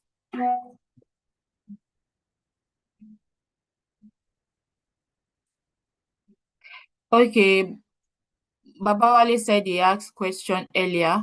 Sorry, can you put it back? We have so much chats that could have taken that away.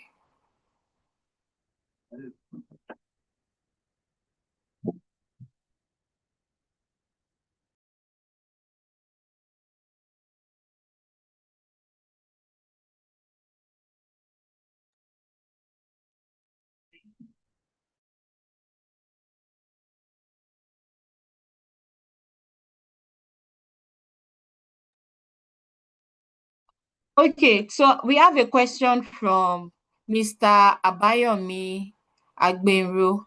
What are the process for obtaining the EDGE, LEED, and ISO certification for one's organization?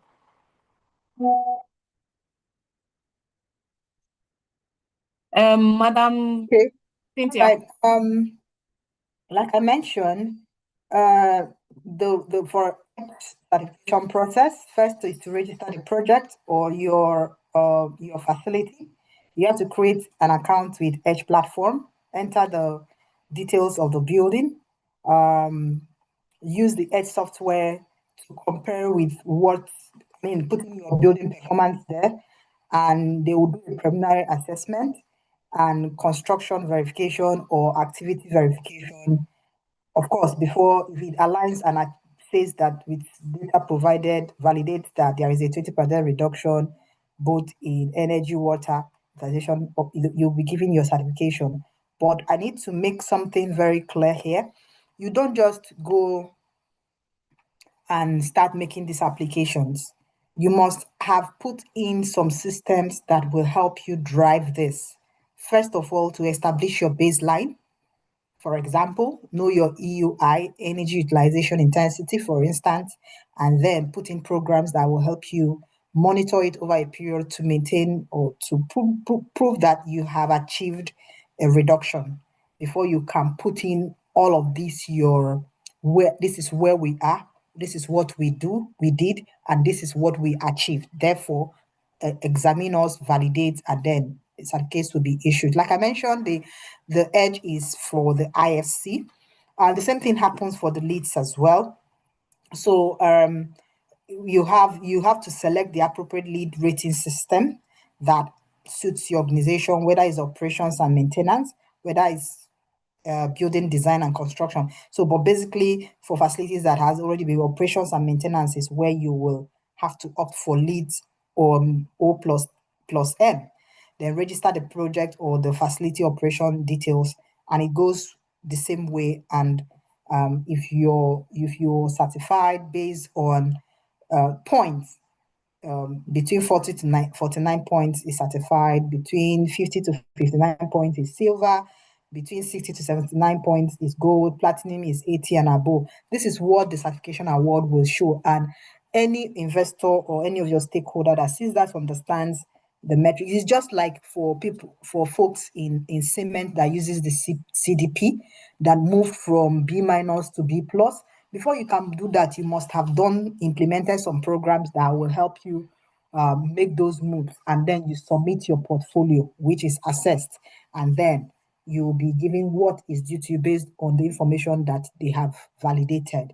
And that's why those certifications are greatly rated, because they are external validation, not an internal thing. And when you talk about ISO certifications, this is something we are all conversant with. Some people do it themselves when they have the skill and competency, capability to do that. But some people get or latch onto consultants that help them prepare them for those management systems. But in that, depending on which of the management system, they will look at the requirements and how the organization is meeting them. Where they are not meeting them, they establish a system that will support them to meet it, right? And then over a period of time after implementation, they will carry out an internal audit followed by an external audit by the certification body that comes in and sees that, yes, you have addressed all the requirements of this ISO management system. Therefore, we certify you for this. In this case, it might be your IMS, that is more than one management system, and they have looked at all of the requirements. So these are the process basically for an organization to move on or to begin to explore that. But realistically, you don't put all of this in two feet in one mouth at the same time. The first thing is to begin to, you don't start with edge or leads. You actually start with management system that help you to drive programs that will help you generate the data you will feed into edge or leads application to say that, oh, we have implemented this program. This was where we are before the implementation. This is where we are now after implementation. They will now evaluate it and award you appropriately. I hope that answers the question, Mr. Bayon.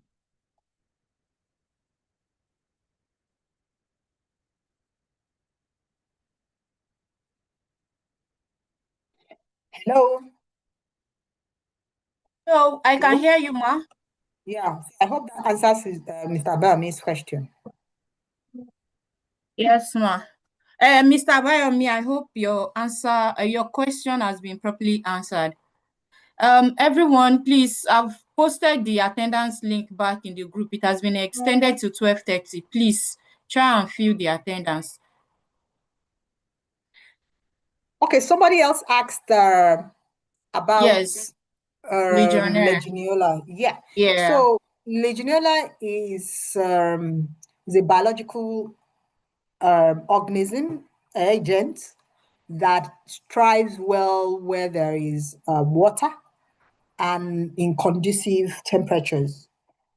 Basically in towers, in cooling towers, in the showers, right? You have facilities and you have showers. They grow in there very nicely. They also thrive well from in pipelines that are dead legs that water that is not making movement. They can stay very nicely in the tank and be multiplying. They have these gauze protective thing on them called biofilms that helps them to navigate and avert any obstruction anything that can kill them. The truth is that exposure to it can result to a various or varying respiratory issues, which may start like simple flu, right? And may become complicated um, in the future. So the question is, and it's easiest to be spread because it goes through the dots, through the HVAC system. It can move through anything.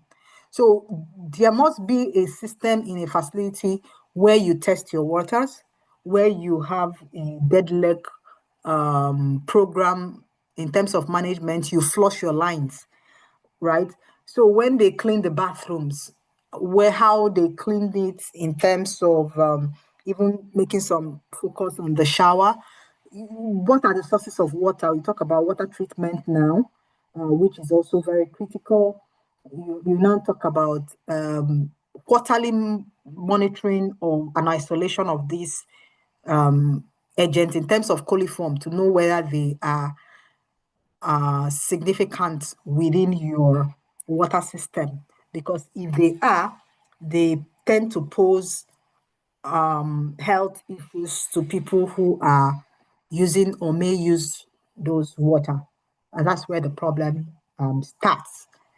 And unfortunately, the presentation actually starts like flu. And unfortunately, if that person has an underlying respiratory issue, it might even get worse. But that's about Legionella. Thank you. Thank you very much, Ma. Any other person? I can't see anybody's hand raised.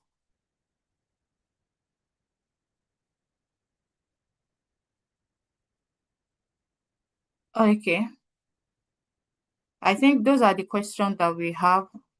Please let's remember to register our attendance.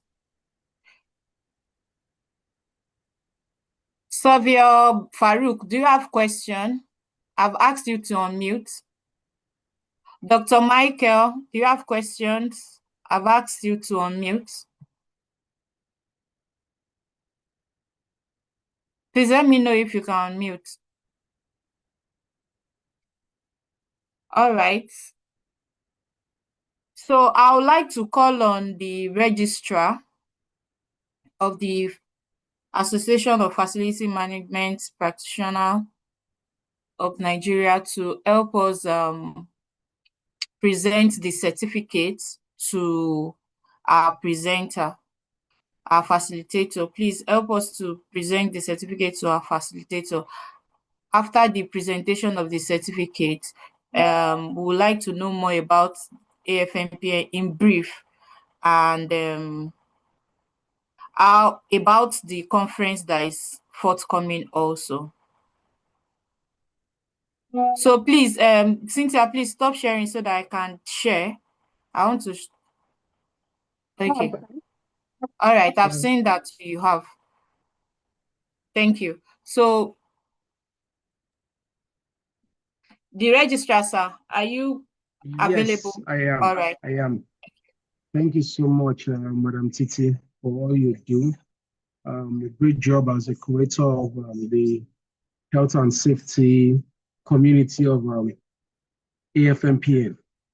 On behalf of the National Executive Council and the Board of Trustees, we would like to say a big thank you to Madam Cynthia Ozubu.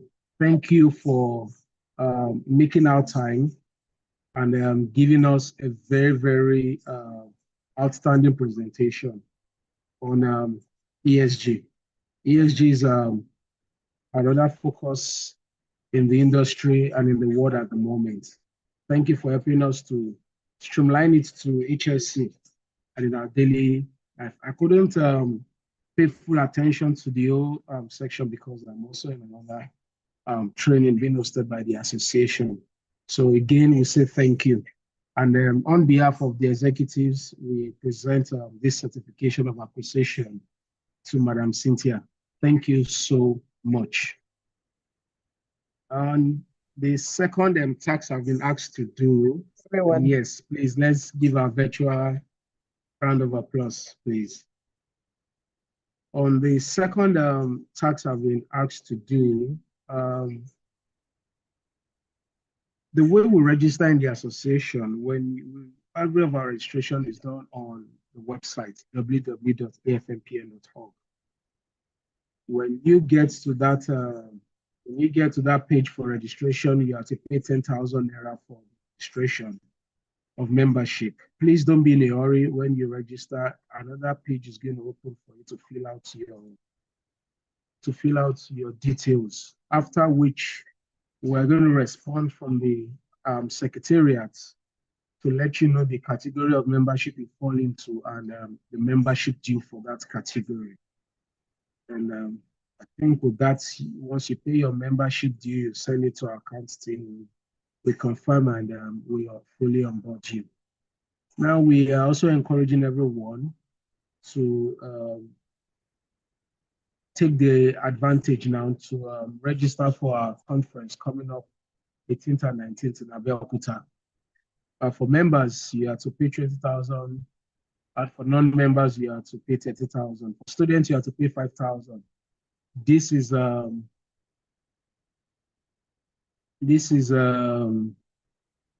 early bird price, and anytime from July 31st, you are also going to be levied more than the initial cost, which has been shown shortly on the screen. We also want to use this opportunity to enjoy our members who are on the call to pay up their membership due, as we are already calling every member, and we shouldn't forget our meeting where we said we are going to take people off the platform if you are not a financial member. So thank you so much, everyone, and thank you so much, Ms. Titi.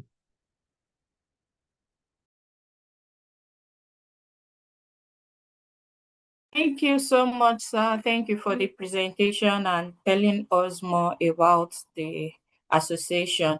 And like he has rightly said, our conference is coming up on the 18th and 19th of September. It's going to be a very powerful conference where we can all meet industry leaders, network with industry leaders, and come and learn more about the facility management space, how we are the one driving the prosperity of Nigeria. I hope that we will register early so that we can also attend. It is 30,000 naira for non-members and 20,000 naira for members. We encourage you to register early. So the attendance is going to go off in a minute. If you have not registered your attendance, please do that. The membership link has also been shared by the registrar. Please look at the chat box and register to become a member of the association. Thank you all for staying this long and for attending this webinar. We hope to see you in the July edition of the HSC in the Built Environment. Thank you all for joining. We appreciate you and God bless you. If you have any question, you can drop it in the chat box for me before we close this meeting. And if you have you already have my number, you can also reach out to me to ask any further questions that you might be having. Thank you all for joining. We appreciate you. And once again, thank you so much, Madam Cynthia. Thank you for obliging to do this session with us. Thank you for letting us learn from your wealth of experience. We appreciate you and we do not take this for granted. We hope that when we call on you next, you are going to answer us. God bless everyone. Do have and enjoy the weekend. Have a lovely weekend, brother.